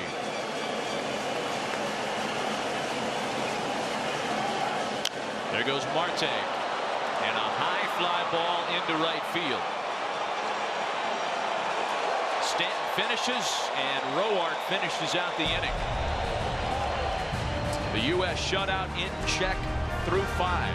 3-0 Americans. This might be the marquee matchup. For the first time, we finally get the U.S. against the Dominican. And that ball is absolutely crushed. Ibar with a base hit to right. The Dominicans have taken a 2-1 lead. And the explosion. The Dominicans are moving on. Matchup was a lot of fun 4 years ago. Team Dominican Republic defeated the Americans by a final of 3-1. Under new management is Team USA this year, and it's a 3-0 lead for Jim Leyland and Team USA tonight. Top of the 6th inning, and Tony Peña's gone to the bullpen for a second time. Hector Neris was terrific in this one, by the way, and it's the newest Tampa Bay Ray, Jumbo Diaz. He was just claimed on waivers yesterday by the Rays, and he is a bigot. Yeah, this is not an oxymoron right here. This is pretty accurate. Jumbo Diaz throws 94 to 97 miles an hour. And his slider is not as consistent, but when thrown down, it has a really good late break in 89. But he does fall off, as you can imagine, with that big frame to first base a little bit, and that alters the command. A ball and a strike to Eric Hosmer. He'll be followed by Paul Goldschmidt and Giancarlo Stanton here.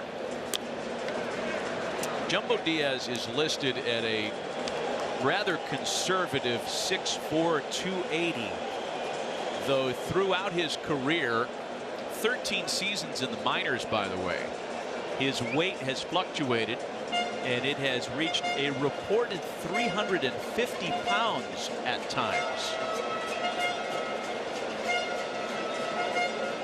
2 balls and a strike. The count to Hosmer. So no problem rearing back for a triple-digit velocity as he can. That was a 97-mile-an-hour fastball fouled away.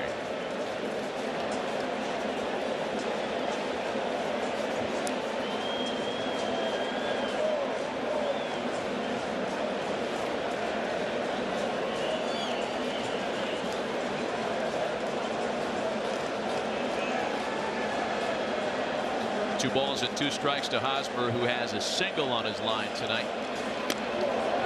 Yeah. Possible cross up that time on a fastball. Full count. Well, he definitely makes the offensive line on the all baseball football team. Yeah. He is definitely protecting the quarterback. Yeah, they've been taller, but I don't know that I can remember one larger.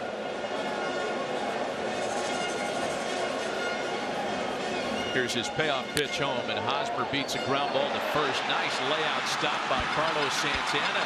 Jumbo gets over to cover his position well. Who's the young lad from Mexico? Hit a home run the other day at 320 pounds. Get his name. He hit a home run. 320? 320.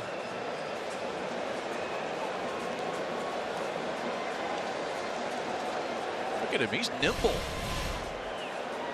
You get out in front of you running the option.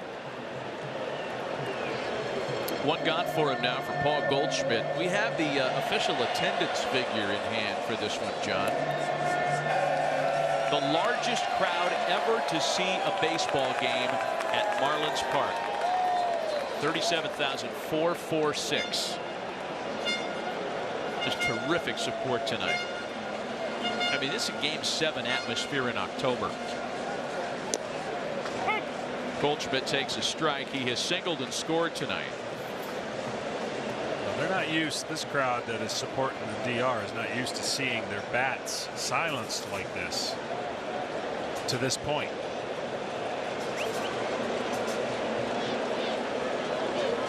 Again, the big picture here, if Team USA wins tonight,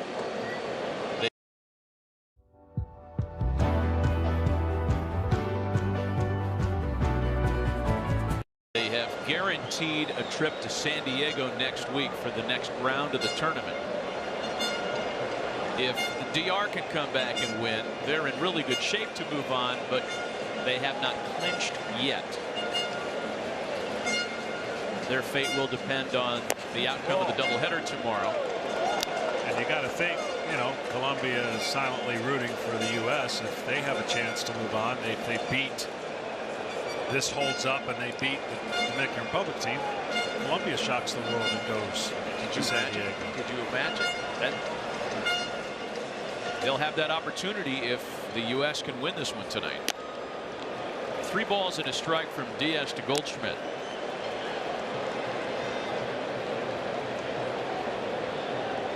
These are 2 large humans squaring off against one another. I'm always reminded of when I see matchups between big guys like this. The current president of the Major League Players Association, Tony Clark, terrific hitter, switch hitter, and a big man at 6'6", 6'7". When he used to square off against Chris Young, who played college basketball the same size.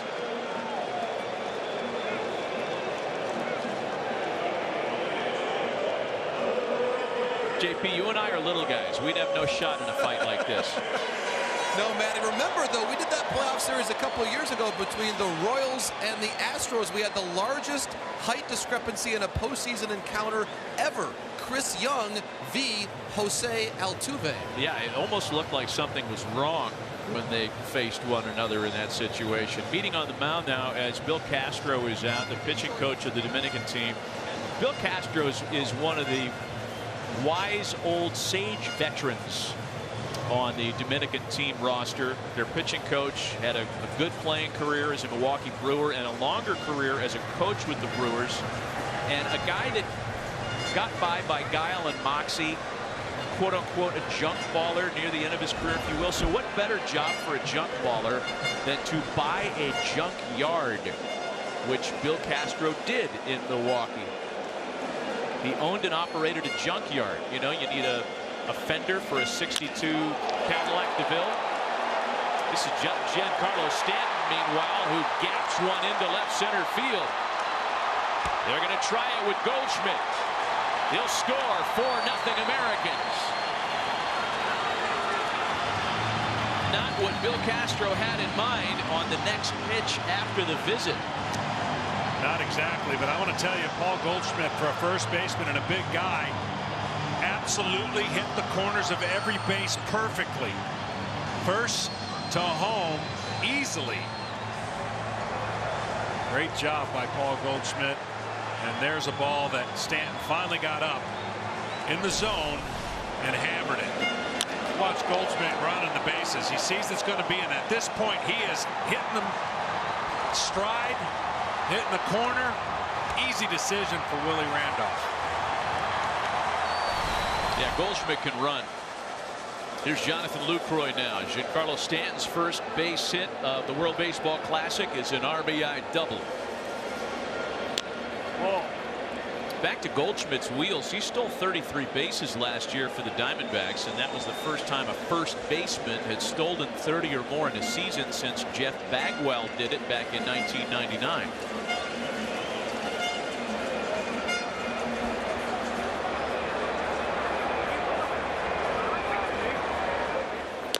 Juan to Lucroy is taken for a strike. 4-0 Team USA. And that run scored a moment ago, the first for the Americans, with less than 2 out in an inning.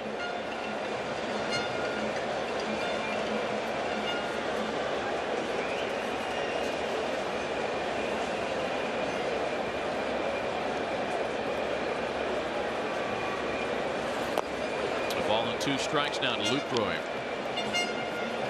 That's the slider I was talking about. If he gets down and starts over the middle of the plate, you got to respect his velocity.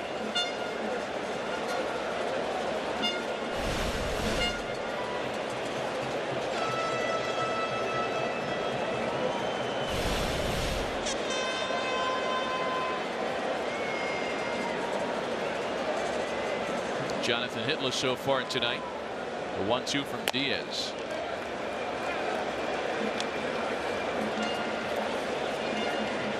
If the U.S. adds on here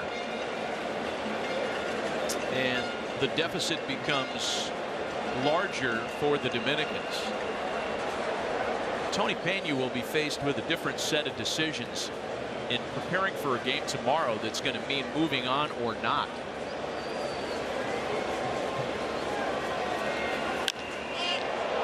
Lucroy sends a fly ball out to center for Starling Marte. There are 2 gone. A couple of quick reminders. Follow every pitch of this year's World Baseball Classic live with the MLB.com mobile at-bat app. Stay connected to the game's best players this spring and all season long with radio broadcasts, video highlights, stats, news, and more. Download MLB.com at-bat today. And join Major League Baseball the new era as we celebrate opening day on April 3rd. Be sure to wear your caps and share a photo on social media using the hashtag #CapsOn. And tune into all the opening day action on April 3rd on ESPN, MLB Network, and MLB.com.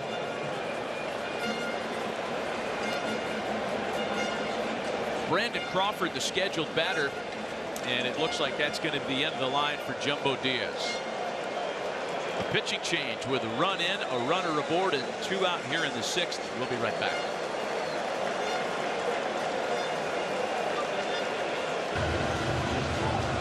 Earlier in the game, StatCast powered by Amazon Web Services. We're going to look at Crawford's swing. It was absolutely perfect.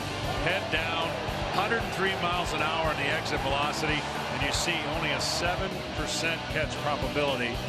Starling Marte at center field.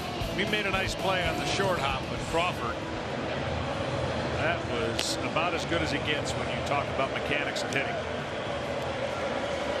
The new Dominican pitcher is Fernando Abad, who made his WBC debut Thursday by throwing an inning in relief. 31-year-old left-hander acquired by the Red Sox last year from the Twins. Went on to make 18 appearances with Boston. Good overall numbers between the Twins and Red Sox last year. Yeah, he's got good stuff, and it all boils down to his mechanics staying intact. If he runs away from his body, that affects everything that he throws. But he's got a fastball, a quick arm action, change-up, curveball, and a good 2-seamer. So every pitcher wants to get in tune with their mechanics at this time in spring training. Brandon Crawford lays off the first pitch. An RBI single for him tonight. 2 for 5 in a couple of nights of World Baseball Classic play.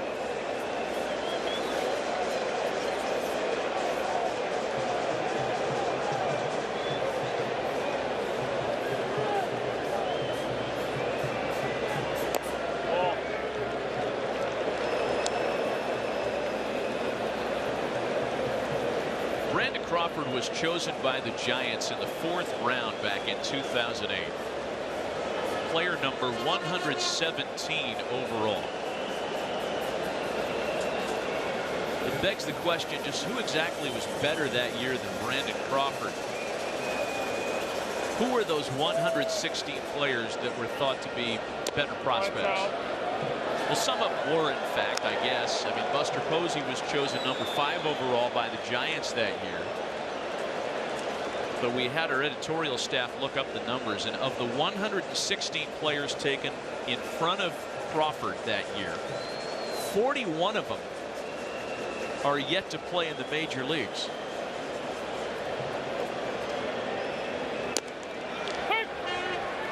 Three and one. Well, the whole process is kind of incredible on how they shake out.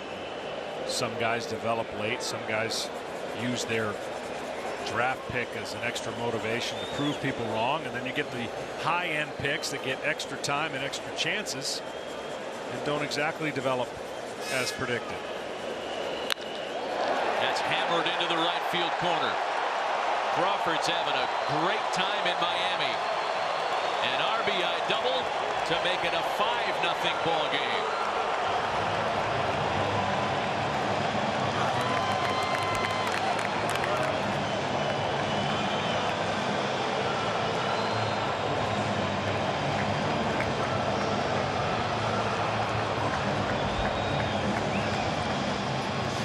I'm telling you, this guy every year has gotten better at the plate. We all know about his glove and his arm, but he stays in on left-handers. You see how quiet his mechanics, his toe tap, and then of course he hooks it down the line. Had the benefit of the count in his favor. Sat on one pitch, got it. I'm sure the Giants are happy right now seeing him stroking the ball the way he has. He's in scoring position now for Ian Kinsler, who has singled and scored tonight. 5 runs on 8 hits for Team USA. This from a lineup that looked half asleep last night, due in large part to how good Jose Quintana was. Boy, but the Americans are alive and well tonight. It's interesting how it may have worked out for the U.S. team, right? We talk about the day off benefiting the pitchers for the Dominican Republic, but maybe the fact, the timing of getting back in there and that day off may have affected the offense. Who knows? That you got momentum working for the U.S. with that dramatic come from behind and tight game last night, and they are rolling right now. And the plan for Jim Leyland couldn't be any better at this point, knowing he has a shortage of relievers. 1-1 the count to Kinsler.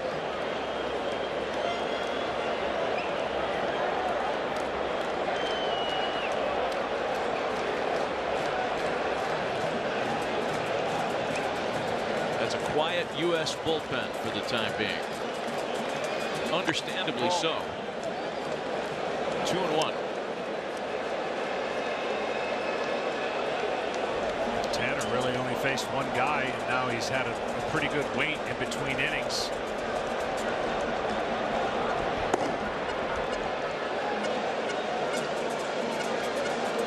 The Dominican Republic has not lost a game in the World Baseball Classic in some time.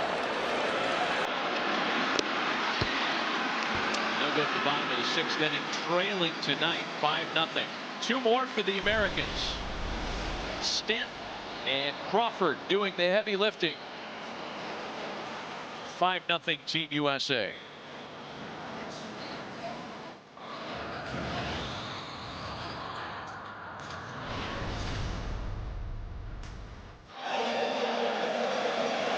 Tanner continues after recording the final out in the last of the 5th. There in the bottom of the 6th inning, he gets the top of the Dominican order with the U.S. on top 5-zip. Back with John Smoltz and J.P. Morosi, Matt Vasgersian, and a sold-out crowd. The largest crowd ever to watch a baseball game here at Marlins Park. 37,000 plus on hand tonight.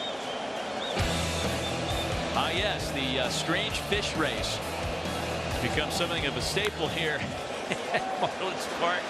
It's a ground ball to first for Eric Hosmer, and Reyes is retired. Did you have a fish in the race today, John? I did not. I did not. I saw him loafing and then turning it on late. Billy the Marlin. Been the mascot here in South Florida as long as the Marlins have been in existence. You remember, you were still playing when Billy the Marlin, on a skydiving stunt on opening day, lost his head, and it ended up in the backyard of some nice family in Brownsville or Hialeah or something. I mean, it was found and returned to the proper owner. Here's Manny Machado now with one gun and the bases empty. Oh boy. ¿Dolor de espalda? Sí, y hasta ahora nada me hace. Alivíalo con Doloneurobion N, que con su fórmula te ofrece una acción 3 en 1. Alivia el dolor, desinflama los músculos y brinda energía para tu recuperación. Alivia el dolor con Doloneurobion N, el número 1 en ventas.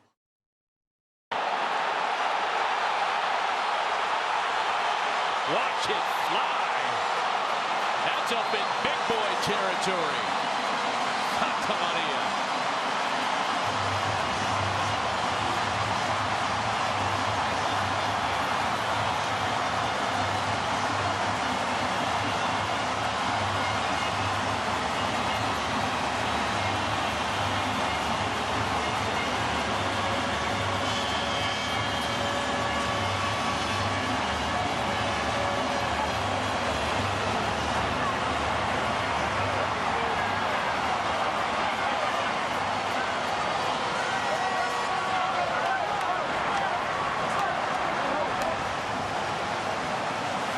Extended Machado family is here. I think everybody wearing Dominican colors considers themselves a part of the Machado family, but that's his actual family we just showed you. And here's Robinson Cano now.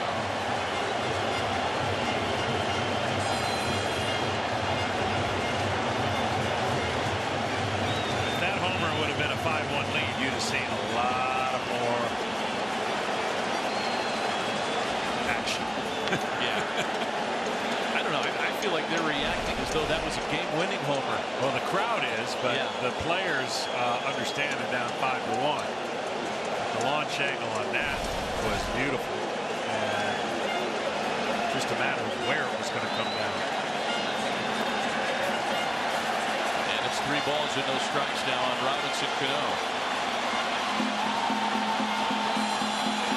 Yeah, the crowd's back into it, I would say. Man. 3-1.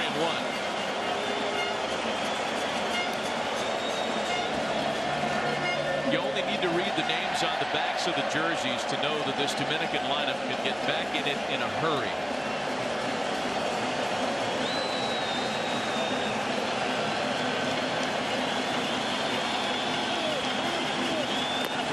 There's ball 4.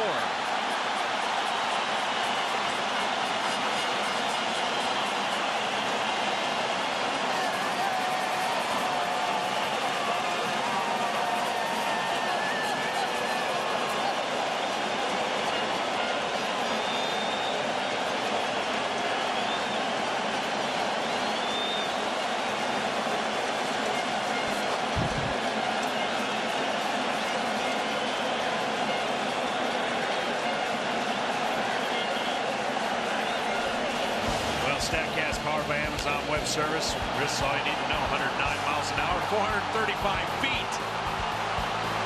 That ball was absolutely crushed. And Machado. Sky's the limit for him. Oh, man, is it ever. If you could buy stock in a couple of guys, his would be expensive, but worth every bit. Here's Jose Bautista now, 0 for 2 tonight so far. Now he was looking to lift and separate there on the first pitch himself. Bautista hit a 3-run home run here on Thursday, part of a 4 RBI opener for him.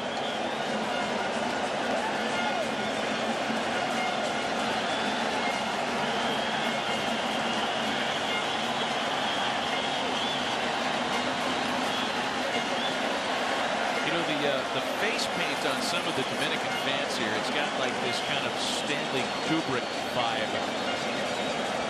It's a Clockwork Orange meets Rico Cardi.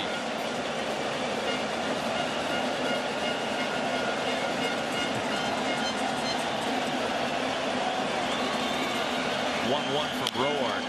Rollover ground ball foul.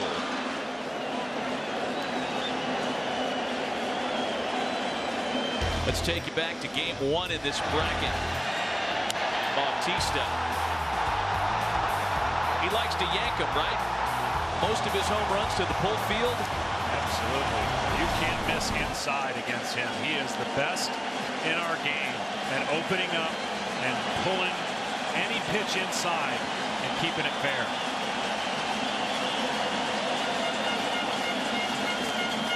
Two balls and 2 strikes.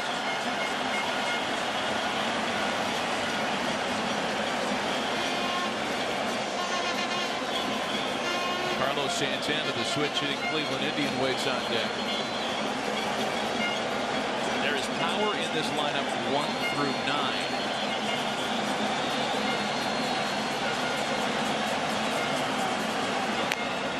And a full count now.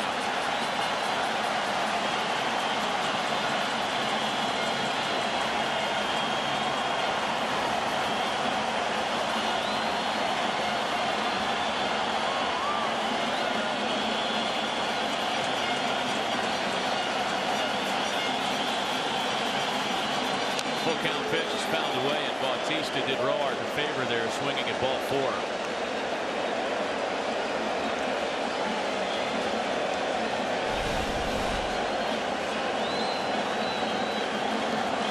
Maybe not. That might have been on the inside corner.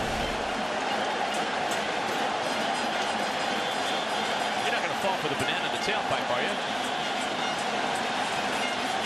This is going to get really loud if he gets on base. Louder than it is now.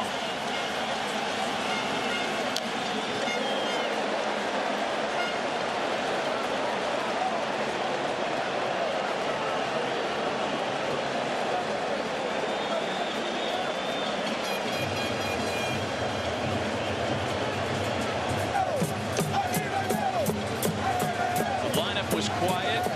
Stands were quiet until the Machado home run re-energized the building.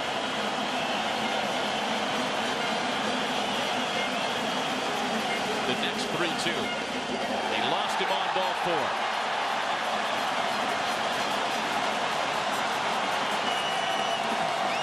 Now things get a little hairier because the tying run stands in the on-deck circle. The batter's going to be Carlos Santana.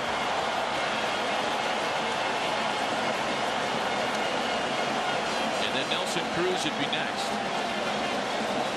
Well, he's a little bit off with his breaking ball, which is a good pitch for him. He hasn't been able to come close really with that pitch. I think here Jones is just going to remind him you got a good 2-seamer. Let's get the outside corner of the 2-seamer. Let's see if we can get him to roll over on something and hit it on the ground. Let our infield turn a double play.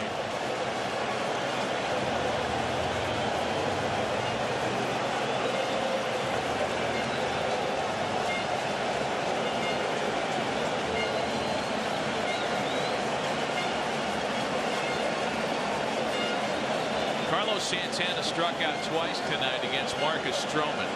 He was 1 for 5 on Thursday with a double. You just got to stay away from that down and in kind of inside part where Santana can lift. And his power obviously speaks for itself.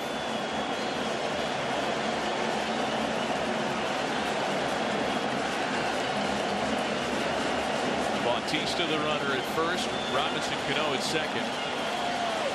And a little earlier than Jim Leland would have liked, he's got David Robertson up in the bullpen. That's one of the 3 U.S. relievers that did not pitch yesterday. Jake McGee and Andrew Miller, the other 2.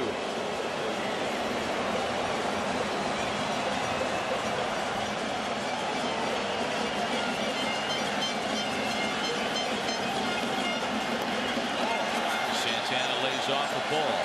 Last year, Tanner Roark was able to get a double play ball 28 times, and that was one of the highest totals, the 3rd highest total among all major league starters. Just trying to be a little fine, trying to find that release point. The ball's moving.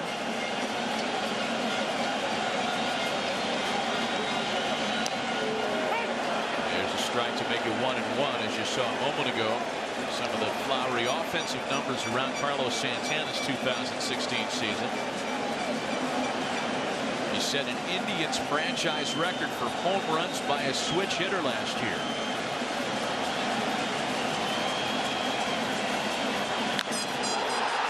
Boy, that was center cut, and mercifully for Team USA, Santana was a little early. Yeah, that's that area I was talking about. He cannot get that ball. It's either got to be at his back foot or jam him.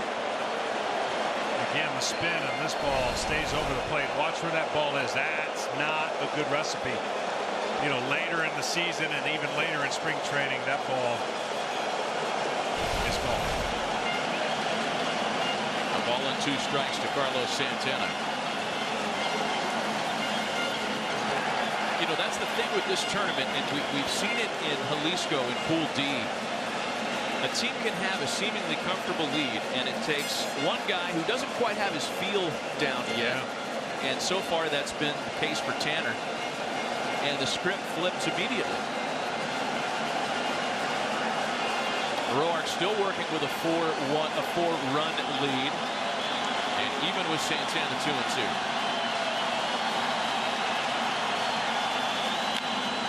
Back up the middle and through, a base hit. Here comes Cano to score, and it's a 5-2 U.S. lead.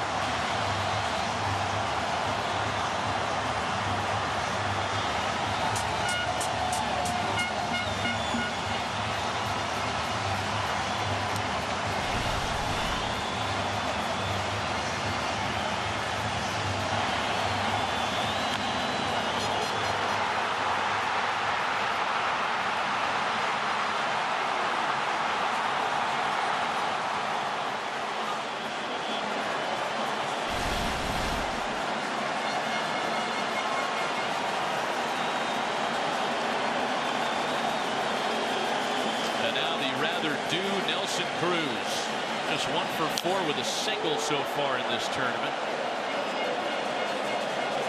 A guy who's hit 40 plus for 3 straight years represents the tying run here in the 6th inning. I would think right here, if Tanner cannot get it out, even if it produces a run, if he doesn't get it out, I think that might be it.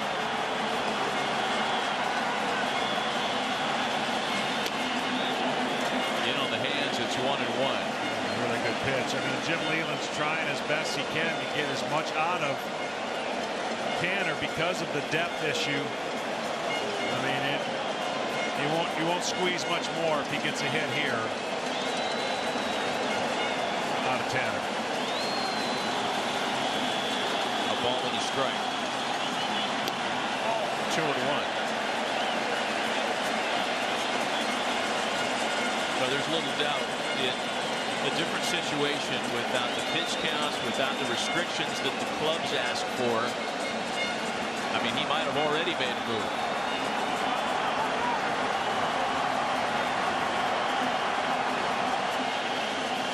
Leland hoping that Roark can work himself out of this. 2-2 now. That's a really good cutter. He's gone in with 2 sinkers, just missed off the plate. That one looked like it might go back in, but a little cut action right there. That's all it took. See the knees of Cruz, thinking the ball was in. Real good pitch on a 2-1 count.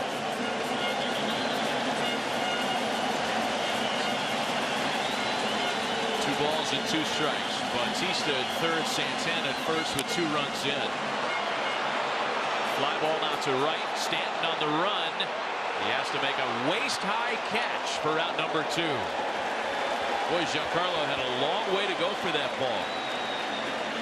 Yeah, you got to respect the power of Cruz. So Stanton was playing back. A huge out. That allows Jim to leave him in there for 1 more at bat and get through this inning. Who knows, maybe even another inning out of Tanner. But good play by Stanton. Get rid of it quick just in case they decide to do something at third base. Cruz with a couple of words for Adrian Beltre as he leaves him in the batter's box. And here is a guy who is 58 hits shy of 3,000 for his career. He's 1 for 5 so far in World Baseball Classic play and hitless tonight. And the 4-time All-Star takes a strike. I wouldn't think there's too many at-bats that they've had against Rourke in the National League. Of course, Beltre, Cruz, predominantly in the American League.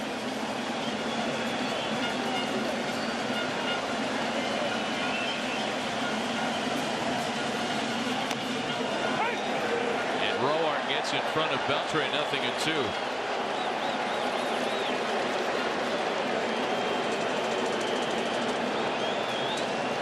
Been a 30-pitch inning for Tanner Roark this inning. Now, if you're not going in with the sinker, you got to bounce the curveball here with 2 strikes. Let's go through your most recent transactions together. Support your customers with sympathetic. Okay, he does bounce it. It's going to allow Santana to advance into scoring position, to where a base hit can make this a 1-run game. Yeah, unfortunately, he didn't bounce it over the center of the plate. It never was close enough for Beltre to even attempt to swing at it. That pitch has been a problem with the feel. And he's been pulling a lot of those, so this has no effect. See how he tries to set up in to try and get him to throw that ball over the middle of the plate, and then unfortunately advance runner.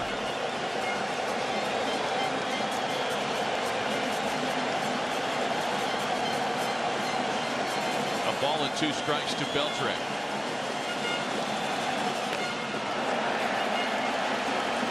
Starling Marte waits on deck.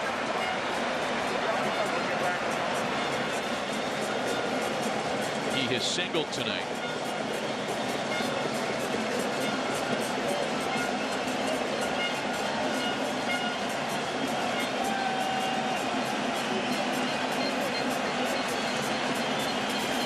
Roark's 2-2. With 1 out, Machado hit a tape measure home run to left. That set this place ablaze. Cano walked. Bautista walked. Santana singled in a run. And then after Nelson, Cruz flied to right. It remains a 2-2 count to Adrian Beltre.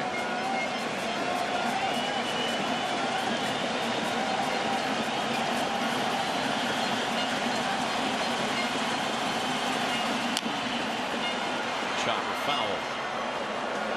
That's one of those patented Beltre swing to your knees. That one was a little more defensive because that curveball was much better out of Tanner. You see the curveball there stays in the plate a little bit longer. I don't know. It sure seems like you never want to get beat on a pitch in, but if there's ever a time to bury a cutter in or a fastball in, see if they decide to do that against Beltre. 2-2. Into center field, but right in the tracks of Adam Jones, and Tanner Roark bends but doesn't break. The DR is on the board, however. Manny Machado gets the party started with a mammoth home run. The Dominicans add 1 more and end 6 innings, trailing by 3.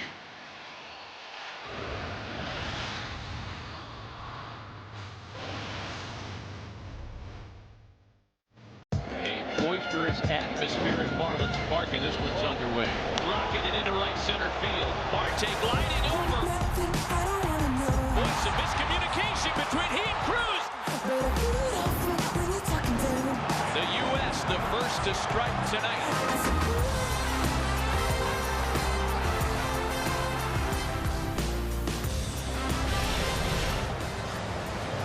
Welcome back. A little different storyline. If you tuned out for a little bit, you missed a 2-run rally by the Dominican Republic team in the last of the 6th inning to make this a 3-run ball game. Back with Hall of Famer John Smoltz and J.P. Morosi, Matt Vasgersian. A 5-2 affair, top of the 7th inning. And the DR back to the bullpen. He was the first to work in relief on Thursday. Mets right-hander Hansel Robles takes over in the 7th inning. He'll get Adam Jones, Christian Yelich, and Nolan Arenado for Team USA. There's the numbers. High velocity slider guy. fires back and lets it fly.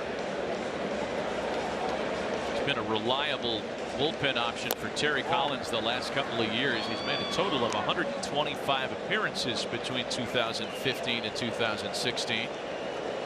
It's got a 1-1 count on Adam Jones, who is hitless tonight. What was initially called an RBI single back in the third was changed to an E7.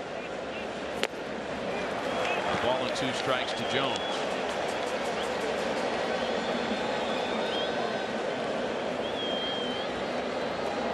The U.S. got 2 in the third with 2 away. They got 1 in the fourth with 2 away. Added 2 more runs in the sixth. And the bottom of that inning is when the DR countered with their 2 runs tonight.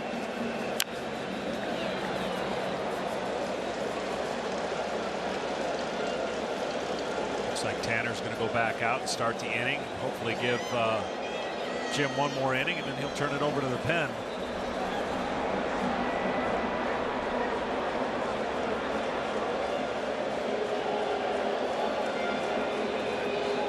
Even though the U.S. had to go deep yesterday and use a lot of relievers, it is comforting to know that you have, first of all, Andrew Miller available for the 9th inning tonight, and that you still got 2 really good setup men in Jake McGee and David Robertson, who is a closer in his own right, available tonight too.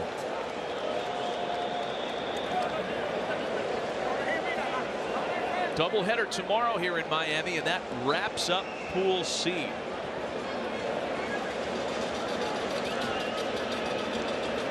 Dominican Republic has the quick turnaround. They play tomorrow at 12:30. They take on Colombia in a game that might mean a whole lot more than anybody could have seen coming if the U.S. wins this game tonight. The DR is going to have to win tomorrow to ensure a place in San Diego. And then the nightcap tomorrow is the U.S. and Canada.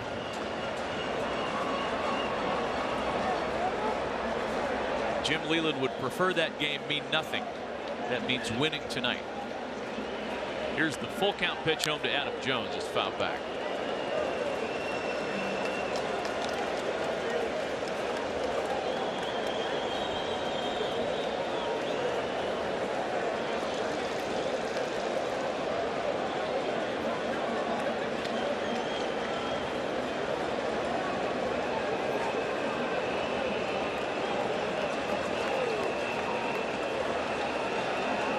Christian Yelich waiting on deck.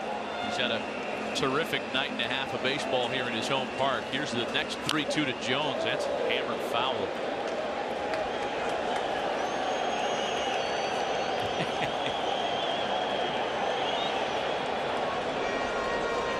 Adrian Beltre has so much fun when he's on the bench, when he's at the plate. He is just a pleasure to watch.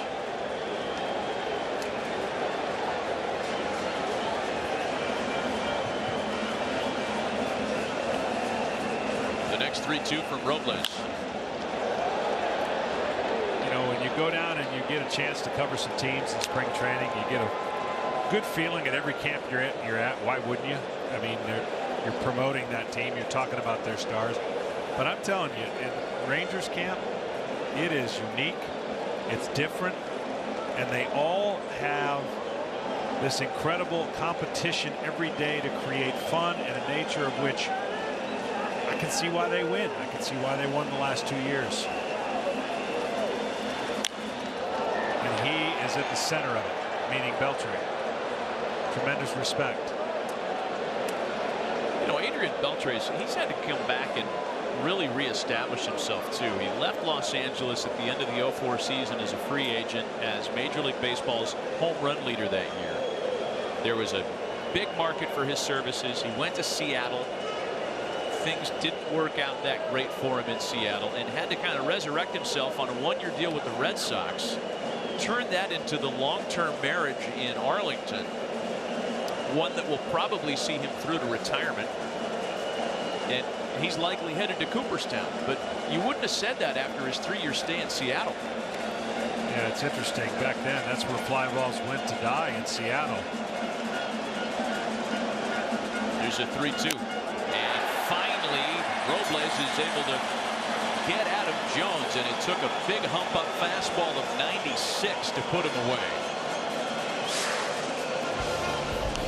Instagram now lets you send automated DMs to new followers instantly. Now, most people are going to use this to just blast links to their products, but I'll be doing something much smarter. 58 hits shy of 3,000, and one of the brightest stars ever to come from the Dominican Republic. Among Dominican-born players, first in hits, third in doubles, number 6 in home runs. And the Gold Gloves are worthy of mention, too. 5 of them tied for the most by Dominican-born players. And formerly, we knew Dominican-born players to be terrific defensive shortstops. Alfredo Griffin, who's a member of this coaching staff, one of them. Tony Fernandez.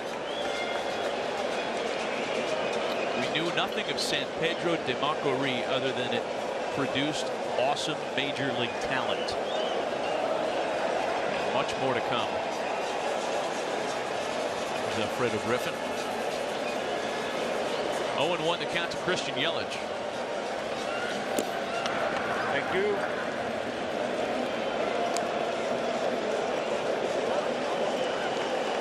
Yelich has 3 doubles to his credit in this tournament. 1 came as a pinch hitter yesterday, 2 tonight. He has driven in a run.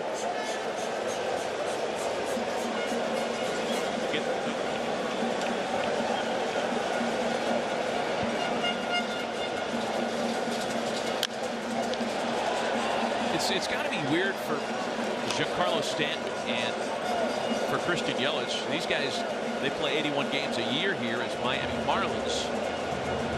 To play in front of a crowd like this in their home park. They've never played in front of a bigger crowd than this, and they play here all the time. This is the biggest crowd in the history of this building.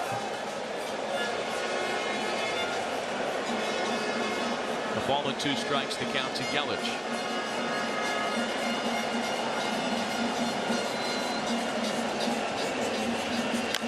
You know, we're a little isolated from things up here in the press box. But J.P. Morosi is right down there at ground level, and I'd imagine it's loud for you, J.P.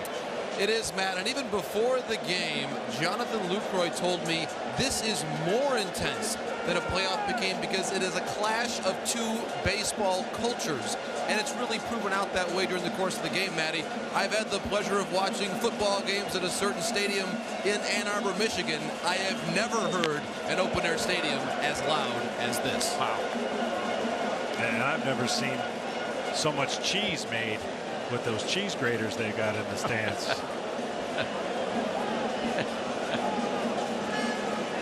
Making more cheese here than at a Packers game in that. 2 balls and 2 strikes to Christian Yelich. Ground ball sharply hit for Cano, and out number 2.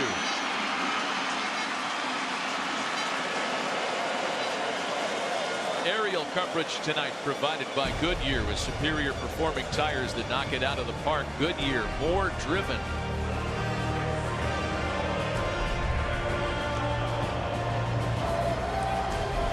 When does that thing leave for San Diego? Now, wouldn't that be a ride? As soon as you say so.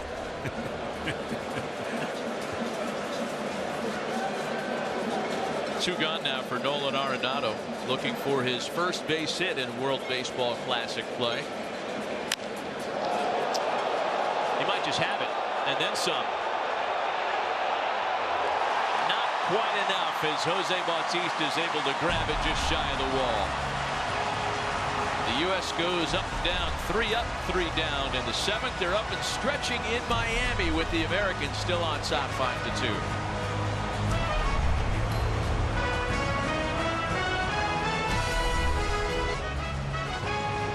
Welcome back to this World Baseball Classic telecast on MLB Network, presented by Geico, with Hall of Famer John Smoltz and J.P. Morosi, Matt Vasgersian. A 5-2 lead for Team USA, trying to fade 9 more outs tonight and punch their ticket to San Diego next week.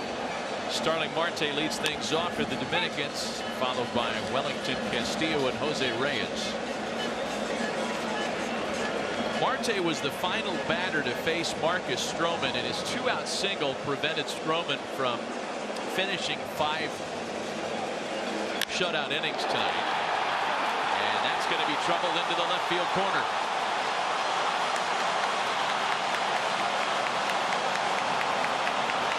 A leadoff double opens the home 7th.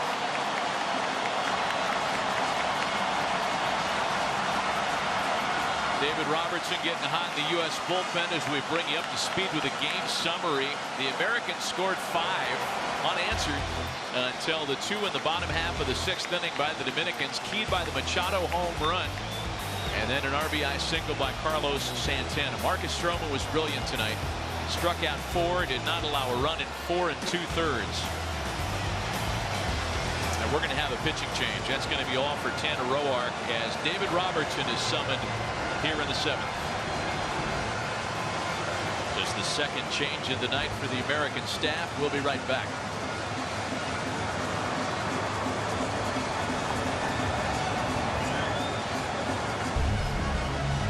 MLB Network's World Baseball Classic coverage continues tonight. As soon as we're through, we'll send you out to Jalisco, Mexico for Pool D action.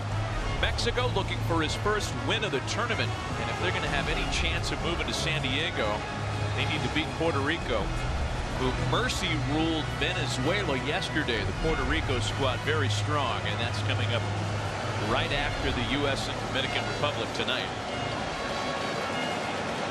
The Pool D standings. Venezuela defeated Italy in a very close game earlier today. By the way, as we reported, Sal Perez, who was injured late in that game, was having x-rays on his knee. And as soon as anything is made available, we'll post it for you. That according to MLB.com. Meanwhile here, David Robertson takes over on the mound for Tanner Roark. Trying to strand a leadoff double. Starling Marte knocked both pitchers so far out of this game. He was the last to face Stroman, the last to face Roark. Wellington Castillo, the batter now. Robertson, everything he throws pretty much cuts. He's got a knuckle curveball and then a cutter. That's a gift from Mariano Rivera, I'm sure. Big years with the Yankees. He was a World Series champ in New York in 2009, an All-Star as a Yankee in 2011. Entering the 3rd of a 4-year deal as a Chicago White Sox in 2017. A ball and a strike to Castillo.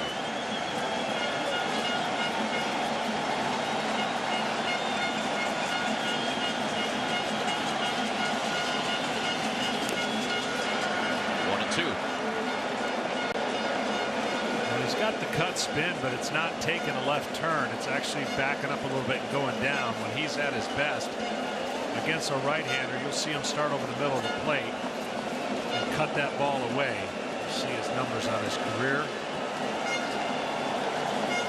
118 saves.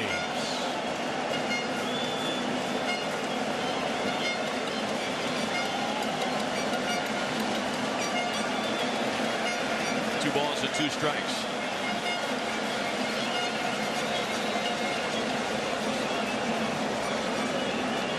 Castillo hitless tonight. He homered yesterday.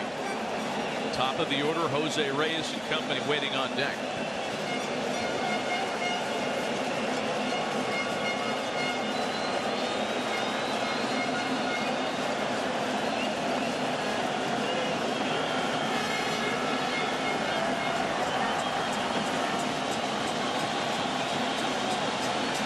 Here's the next 2-2.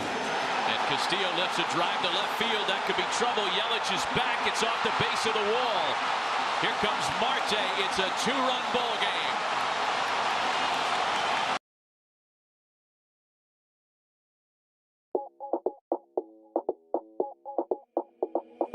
Ese salón tuyo yo lo tengo a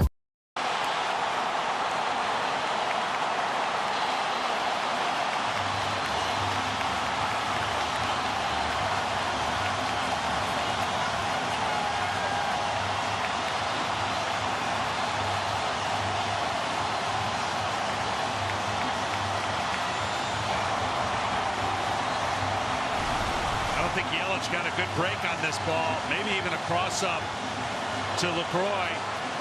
Well, this ball was hit pretty good. You see the spin of the ball, and then the bat creates that top spin, and Yelich just didn't read it right off the bat.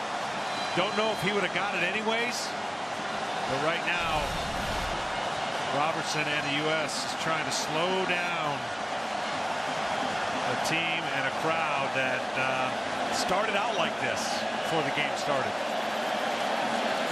Here's Jose Reyes now. Reyes is off to a great start in the tournament, 4 for 8.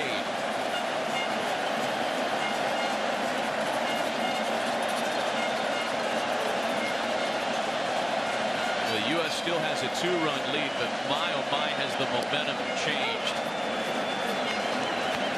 1-1. I would think, besides trying to get a hit, I would think Jose would do everything he can to hook this ball and at least get the runner at third if he doesn't get that base hit.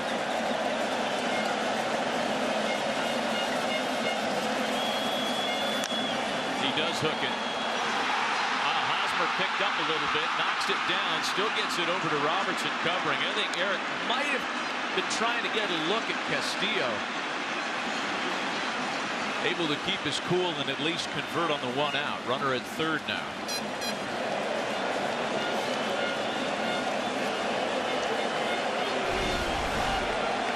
Ball just catches him on the heel of the glove and the palm of his throwing hand. But he didn't panic.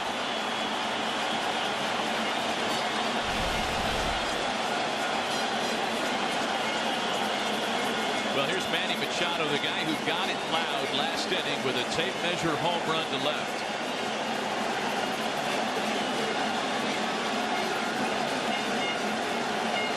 Machado, like Reyes, off to a blazing start in the tournament.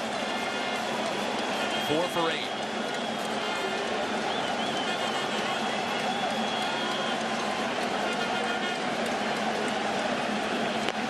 Terrific story on the Players Tribune written by Manny about his decision to play in this tournament and represent the Dominican Republic.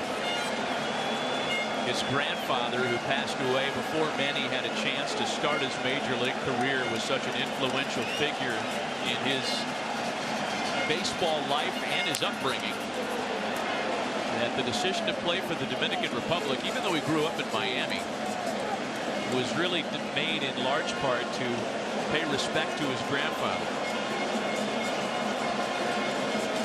As we've seen, he's got a lot of family here at Marlins Park tonight.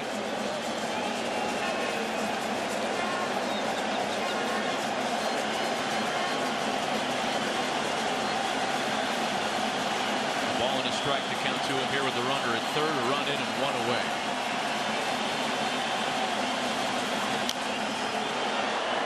Popped him up. Tough chance for Lucroy, and he won't have a chance. It's down the stairwell. JP, there are a lot of third basemen in this tournament that could have played for different countries. I know Nolan Arenado could have played for Puerto Rico, and he chose the U.S. Manny Machado could have played for the U.S. or the Dominican Republic, and he chose to play for the DR. He did, and Rosa Nunez, his mother, is here tonight with Manny's sister, Yasmin. And Manny told me earlier this week that Rosa has been telling him, Manny, I've been waiting for this moment always. Every day I feel like crying knowing that you were going to do this for me and my father. Ball and 2 strikes to him here. 2-2 now as Lucroy is able to at least keep an eye on that ball as it drifted away from him.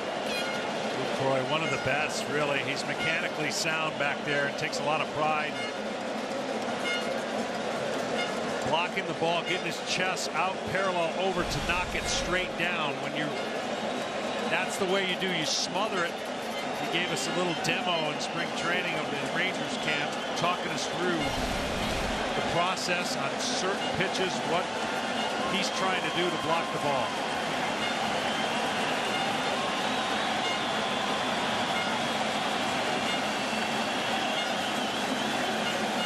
Robertson's 2-2. Just missed with a breaking ball. You want to see what it looks like when you hit a ball with an aluminum bat? This is what it looks like, except it wasn't an aluminum bat. This was Manny Machado with good old regulation wood.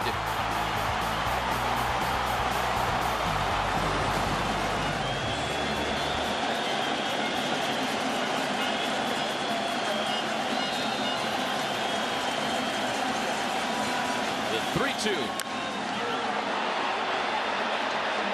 We'll try it again. It makes you kind of tip your cap to Marcus Stroman even more when you see what the Dominican lineup has been able to do now that he's left. Well, he was spot on with just about every pitch, and you know, Tanner coming out of the pen, just not in rhythm, didn't get his curveball established at all, struggled a little bit with his two-seamer. Robertson's trying to quiet the DR, at least keep it a lead when he leaves the mound. The next 3-2. I mean, David Robertson is used to pitching to some tough lineups. He's a closer, 37 saves last year in Chicago. But, you know, nursing a 2-run lead in the 7th inning, still needing 8 outs to win this game. And there's absolutely nowhere to hide. Machado followed by Cano, then Jose Bautista, then Carlos Santana, Nelson Cruz, etc., etc.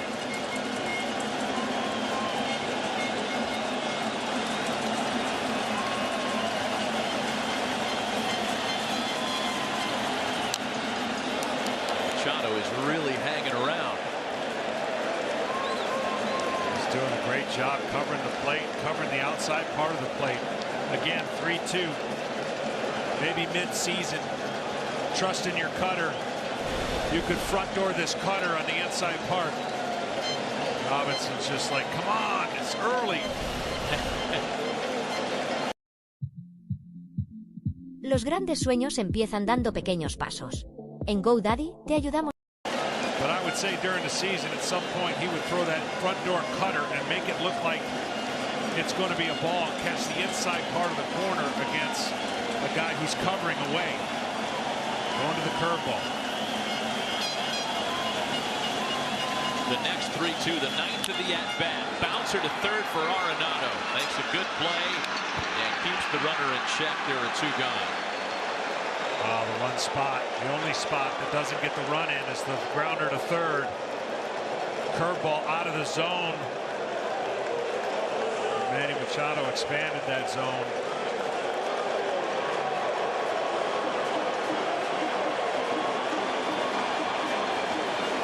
He knows it.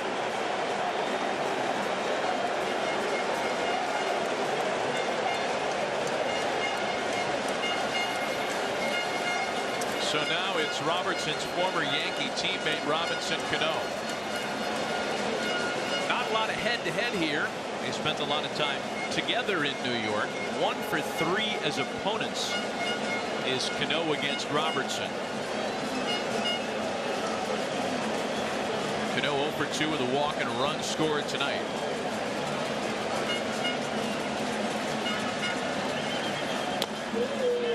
On the corner, 0-1.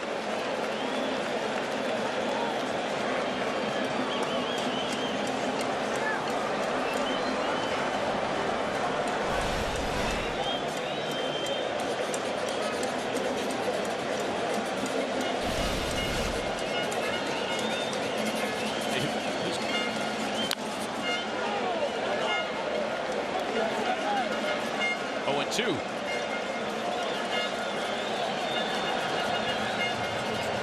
Sam Dyson is up in the U.S. pen, the right-hander on the left of your screen. He threw yesterday, and Jake McGee is up as well, the southpaw. McGee, along with Andrew Miller, the only 2 U.S. pitchers, relievers that is, who have not worked so far in the tournament. Robertson's in the driver's seat now on top 0-2 to Robinson Cano. See Lucroy set up well outside. Oh. And they get him looking with that fastball on the corner.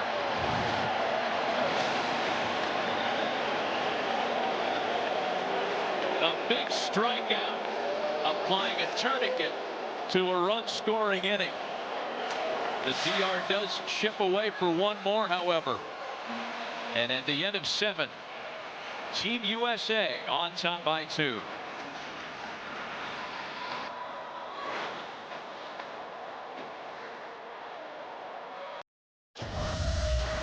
You only get one chance to make a good first impression. MLB Tonight takes you inside every team's training camp. Your first impression on how your team stacks up for the new season. MLB Tonight's 30 clubs in 30 days. Go to MLBnetwork.com for the full schedule. Now just a 2-run advantage for Team USA as Eric Hosmer leads things off in the visitors' 8th. He'll face a new pitcher. Alex Colomé appeared in Game 1 for the Dominicans back on Thursday night. Their convincing win over Canada. He wasn't really taxed, nor was anybody else in that bullpen. 57 appearances with last year's Rays, a sub-2 ERA. He gets Hosmer, Goldschmidt, and Stanton here in the U.S. 8th. Has Skipper hurt himself? What's going on?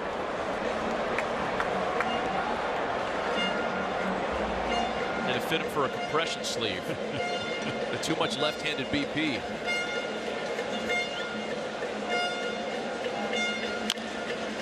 One and 2 to Hosmer.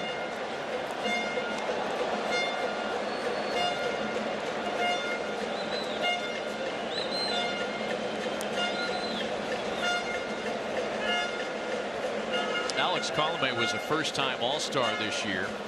Last year, that is, 2016. 37 saves, a top 5 total.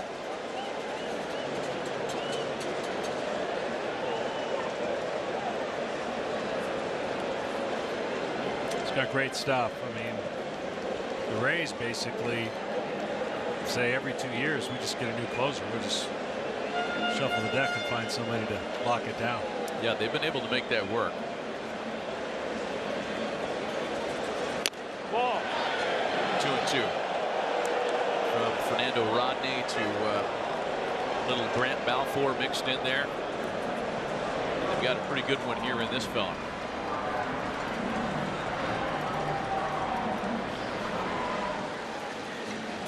He was as good as anybody the first half of the season. He was 21 for his first 21. It was a new Tampa record, and it's a full count now, 3-2. I'm just guessing here, but I think Jim's going to try to steal an out from Robertson. And maybe have Miller close it out with 5 outs. Really? Yep. I'm guessing. I mean, that's like a World Series strategy. I feel like I'm back in October as Hosmer takes a ball. Of course, a couple of runs here might change things. Yeah, well, earlier in the Cano at bat, this is what I think he was more disappointed with, the first pitch and not the last pitch. That sets the tone of the bat. That one's away. Now he chases another curveball down, and now he's in a hole 0-2 and a perfect, I mean perfect cutter, best of the night. And at some point he's like, first one is the one that could have had back. There's Paul Goldschmidt now. Leadoff hitter aboard after Hosmer drew the walk. Goldschmidt is 1 for 2 tonight. He scored a couple of runs. Ground ball for Reyes to Cano. The relay not in time. As we documented earlier, Goldschmidt runs very well.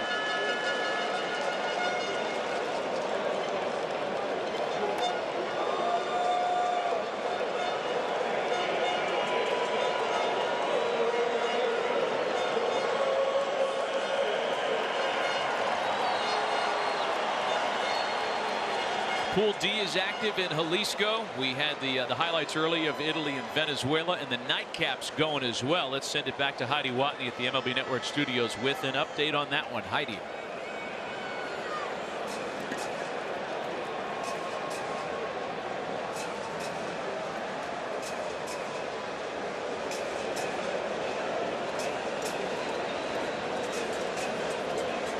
Man, did that get over that signage out there? I didn't even see the pelota. Man alive. is Giancarlo Stanton now with 1 out and 1 on. Mexico's in trouble. Well, they were kind of a sneaky pick for some to move on in the tournament.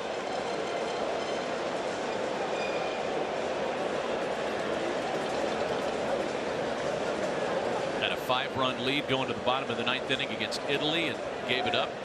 That's unbelievable. Trailing early tonight. Throwing to first, not going to catch Goldschmidt. Not only did they give it up, they didn't get an out.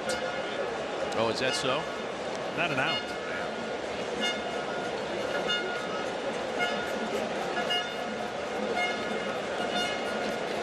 Two balls and no strikes from Alex Colomé to Giancarlo Stanton. We're talking about Rays closers. Tampa Bay's had pretty good success with Dominican-born Rays closers.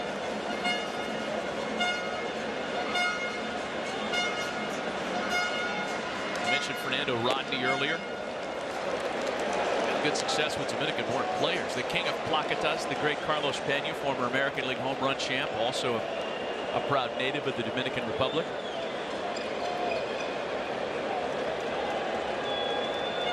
Do they have the rally placata down there? Is it in the dugout? It's got to be. 3 balls and no strikes. The count to Giancarlo Stanton. 3-1. But Team Israel has their mascot with them all the time. The mensch on the bench.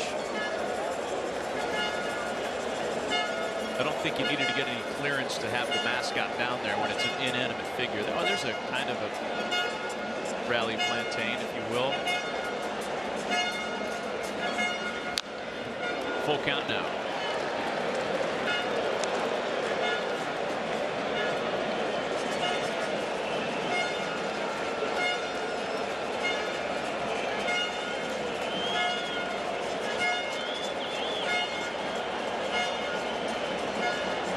Jonathan Lucroy waits on deck. The U.S. would love nothing more than to add to its 2-run advantage.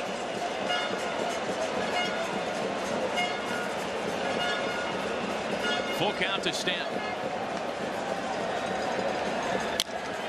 Shattered bat kindling for Reyes to Cano. The double play.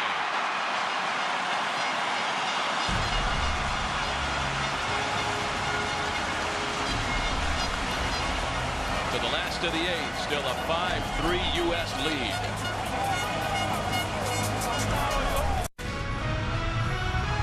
This World Baseball Classic telecast on MLB Network is presented by Geico. 15 minutes could save you 15% or more on car insurance. And sponsored in part by Heineken. Open your world.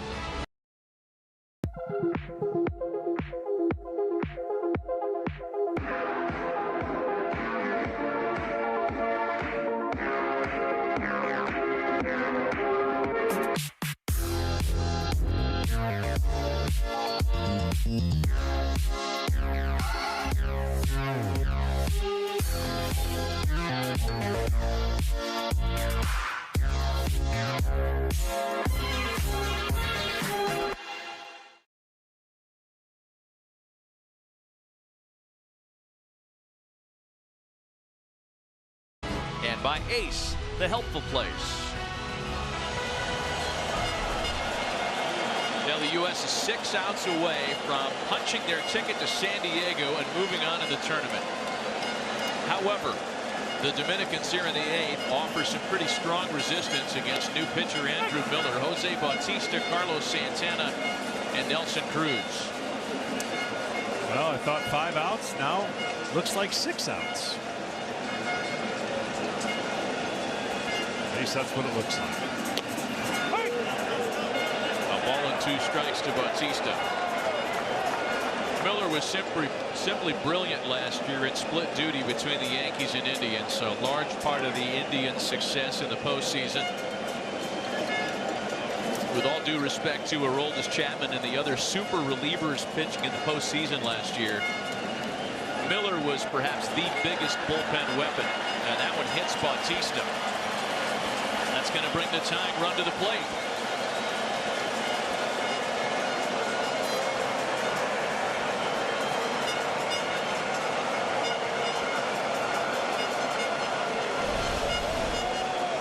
trying to bury that slider, and he did. He buried it, but off the shin. And Bautista knows that a runner on brings the tying run back to home plate. Carlos Santana tonight, Miller's Indians teammate, 0 for 2 with an RBI single. Struck out twice against Marcus Stroman. And the first offering for Miller misses inside.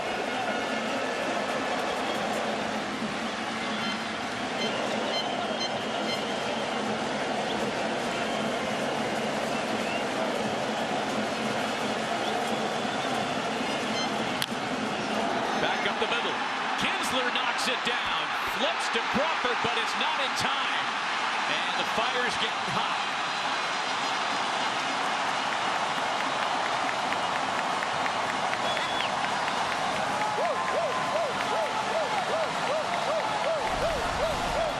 Well, this is right up the middle.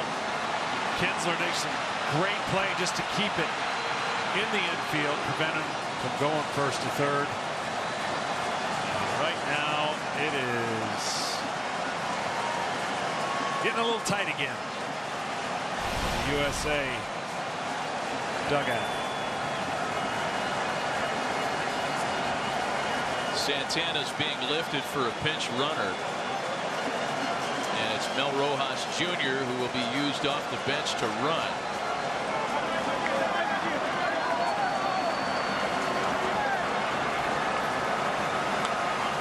Miller's going to have some work to do to try to get out of this without allowing a run.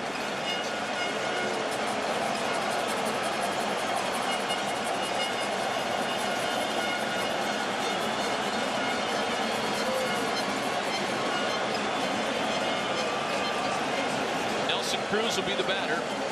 0 for 2. He's been hit by a pitch tonight.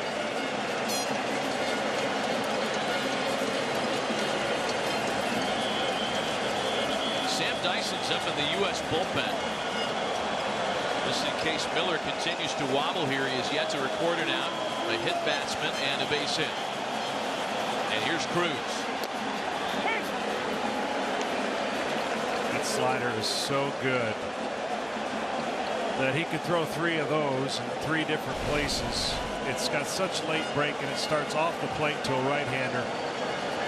The one that he gets a lot of swings are the ones at the back foot of a right-hander where they just can't recognize the spin. That one. 0-2. And that's what he was trying to do with Bautista. He just pulled it a little too quickly. This pitch right here. At home, you're going, why does the guy swing at it? But you got to respect 95, 94. Fastball. The angle and arc in which he throws it. Bautista scampering back to the bag. You know, Jose Bautista saw firsthand what Andrew Miller could mean to a series in the ALCS last year. Miller almost single-handedly slayed the Blue Jays. Nelson Cruz, well hit to left. That one's got a chance, and it's gone!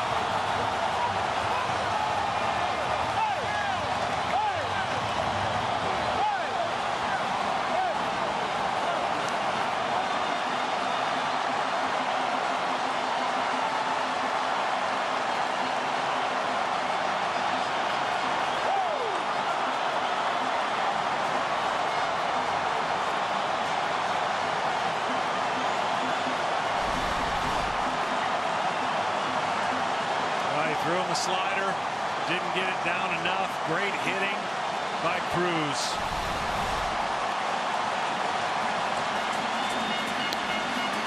And now Adrian Beltre, for the first time tonight, the Dominicans have the lead. 6 unanswered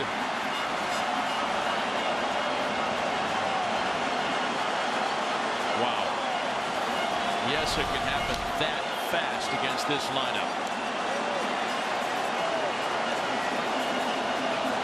My goodness. Not since they tore down the old Orange Bowl has there been this kind of noise on this parcel of land here in Miami.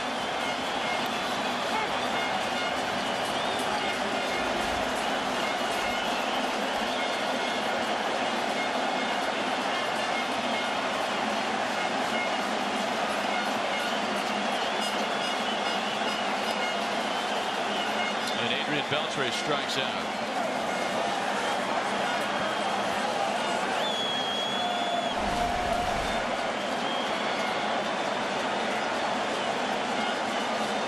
Yeah, what do you think, by about 3 feet? Yeah. He's that kind of strong.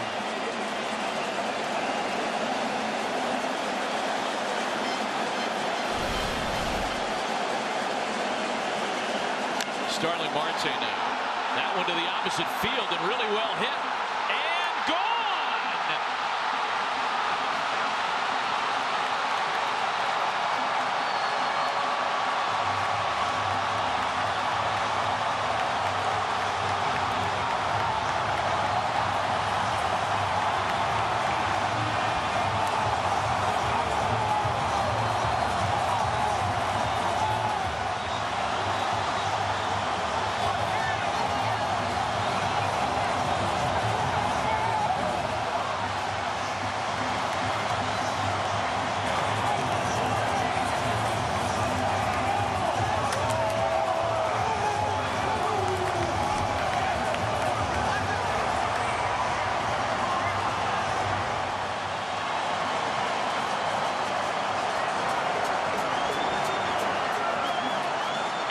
At home and you put your head down to pick up some change in the sofa cushions, bang, placata, placata. 3-run home run, Oppo solo shot, and the U.S. trails by 2.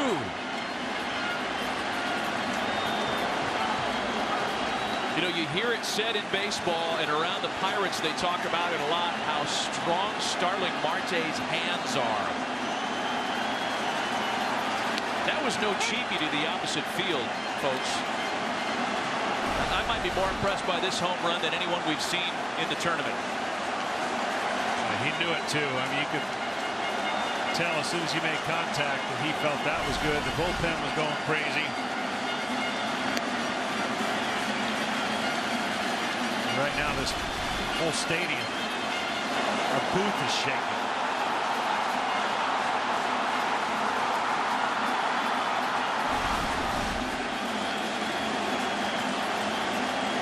Miller has been a big league reliever for 5 years and had given up 2 home runs in a game 1 time. It happens to him tonight.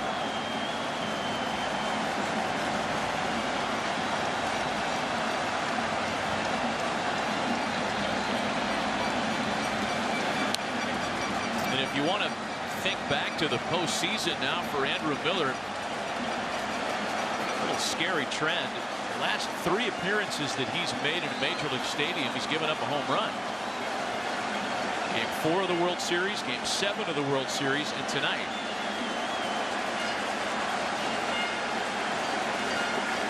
A 5-0 lead gone.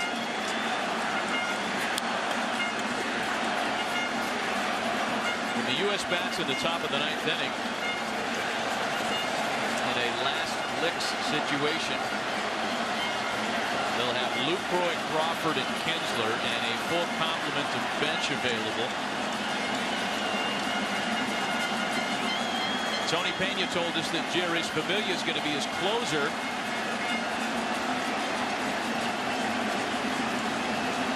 Be looking at a save situation here unless more is to come offensively as Wellington Castillo strikes out, and there are 2 gone.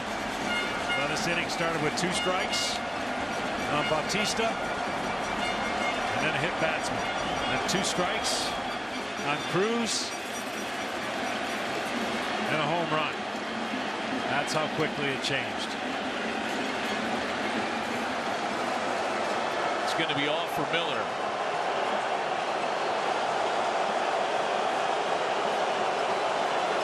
Pitching change with 2 out in the 8th, and we'll be right back.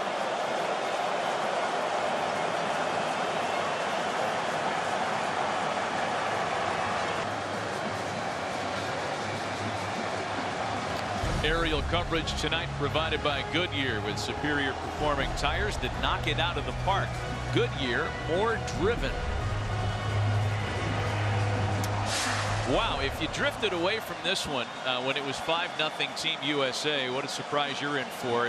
The Dominican team is capable of this kind of damage. We knew that when it was 5-0. We know that now that it's 7-5. It happened in a hurry. It did. That's the second team today to blow a 5-run lead. That's right. Italy blew a 5-run lead. Venezuela came back and won in extra innings. Right now, the U.S. is probably in a little bit of shock because I don't think anybody saw this coming when Miller came into the game.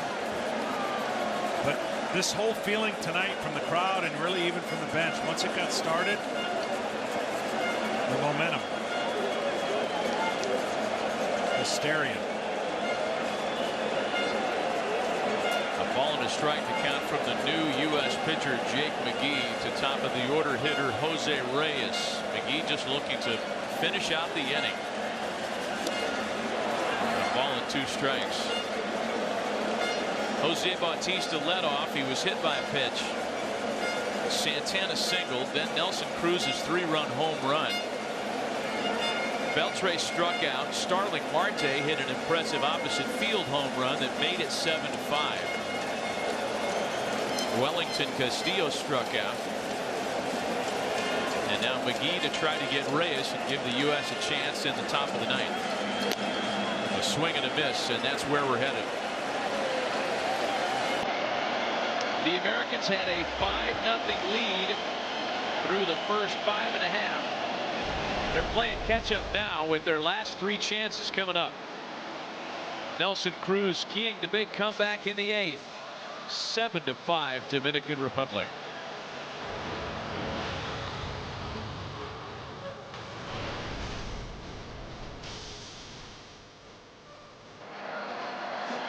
The Dominican Republic getting off the mat after trailing 5-0. They've got a 7-5 lead, 3 outs away from a comeback win tonight, and a bunch of changes to post for you. First, it's Jerry's Familia on the mound, the Mets' outstanding right-handed closer, coming off a 51 save season last year, the first ever Dominican-born pitcher with a 50 or more save season. He pitched on Thursday, struck out the lone man he faced, and wrapped up the 9-2 win. The changes behind him. Jose Bautista takes over at first base, something he volunteered to do if needed in the WBC. Mel Rojas Jr. takes over in left field for Bautista. The numbers on Familia, 78 appearances last year. The Mets are unclear as to his availability to start the season this year as he awaits a league decision on a domestic violence case. Jonathan Lucroy the first to face him. Lucroy, Crawford, and Kinsler scheduled for the U.S. The U.S. got to try to find a way, like the Dominican did, to get on base, to create a chance for the tying run to come to the plate.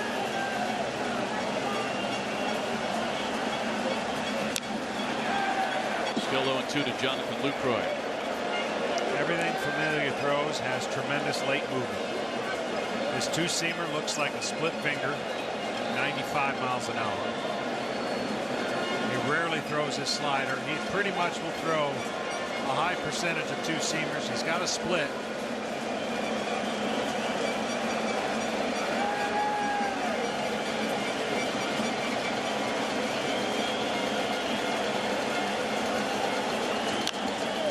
Lucroy with a drive to the opposite field that Cruz handles. He was positioned well. And the U.S. is down to their final 2 outs.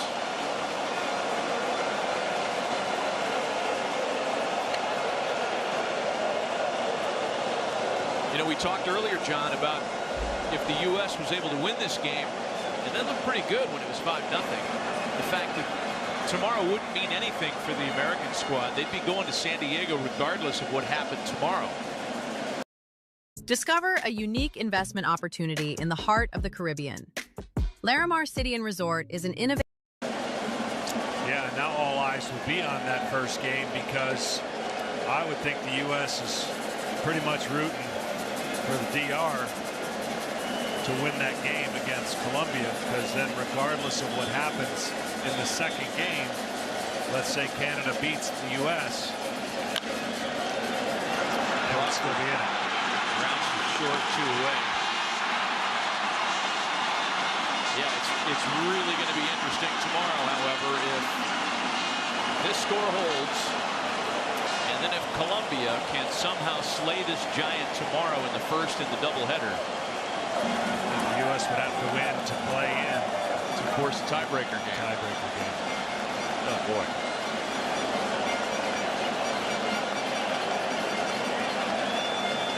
Well, they knew two wins would do it, so still the mindset. Ian Kinsler's the last chance for the U.S. tonight. 1 for 4 tonight, 3 for 9 so far in the tournament. Oh, man. Cuidado. That one almost hit him.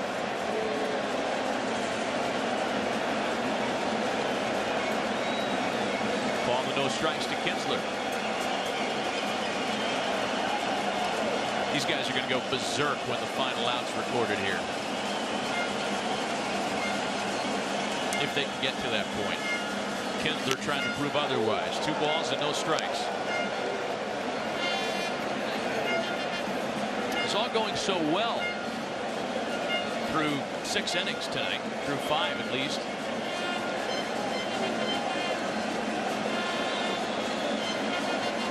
The U.S. chipping away against the starter.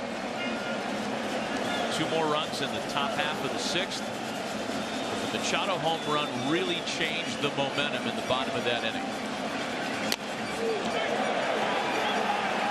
2-1.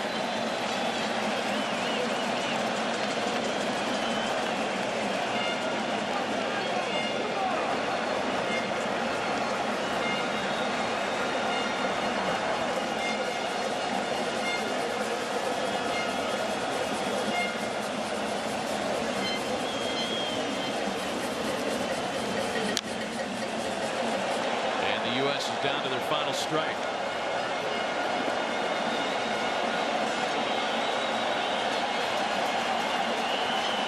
I'll tell you, nobody that showed up for this tournament has gotten here fat or slow. Guys are in mid-season form. I mean, here's Familia throwing 98 miles an hour. Machado hitting 470-foot bombs.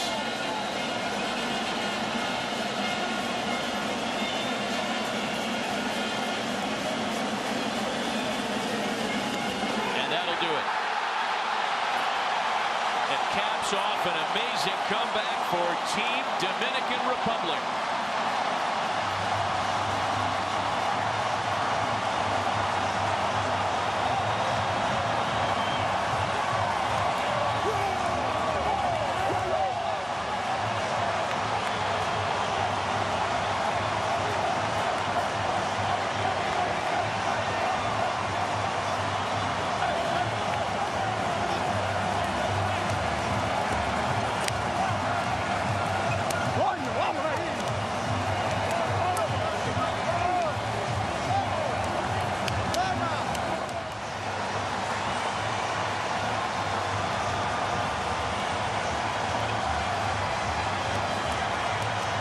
Well, tomorrow's matchup with Canada means a whole lot more for Team USA than it may have about an hour ago.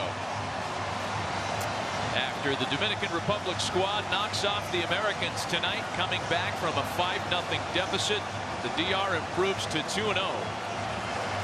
They still haven't lost a World Baseball Classic game since 2009. The U.S., Colombia, and Canada make out the rest of the bracket. It's time to award tonight's Alfa Romeo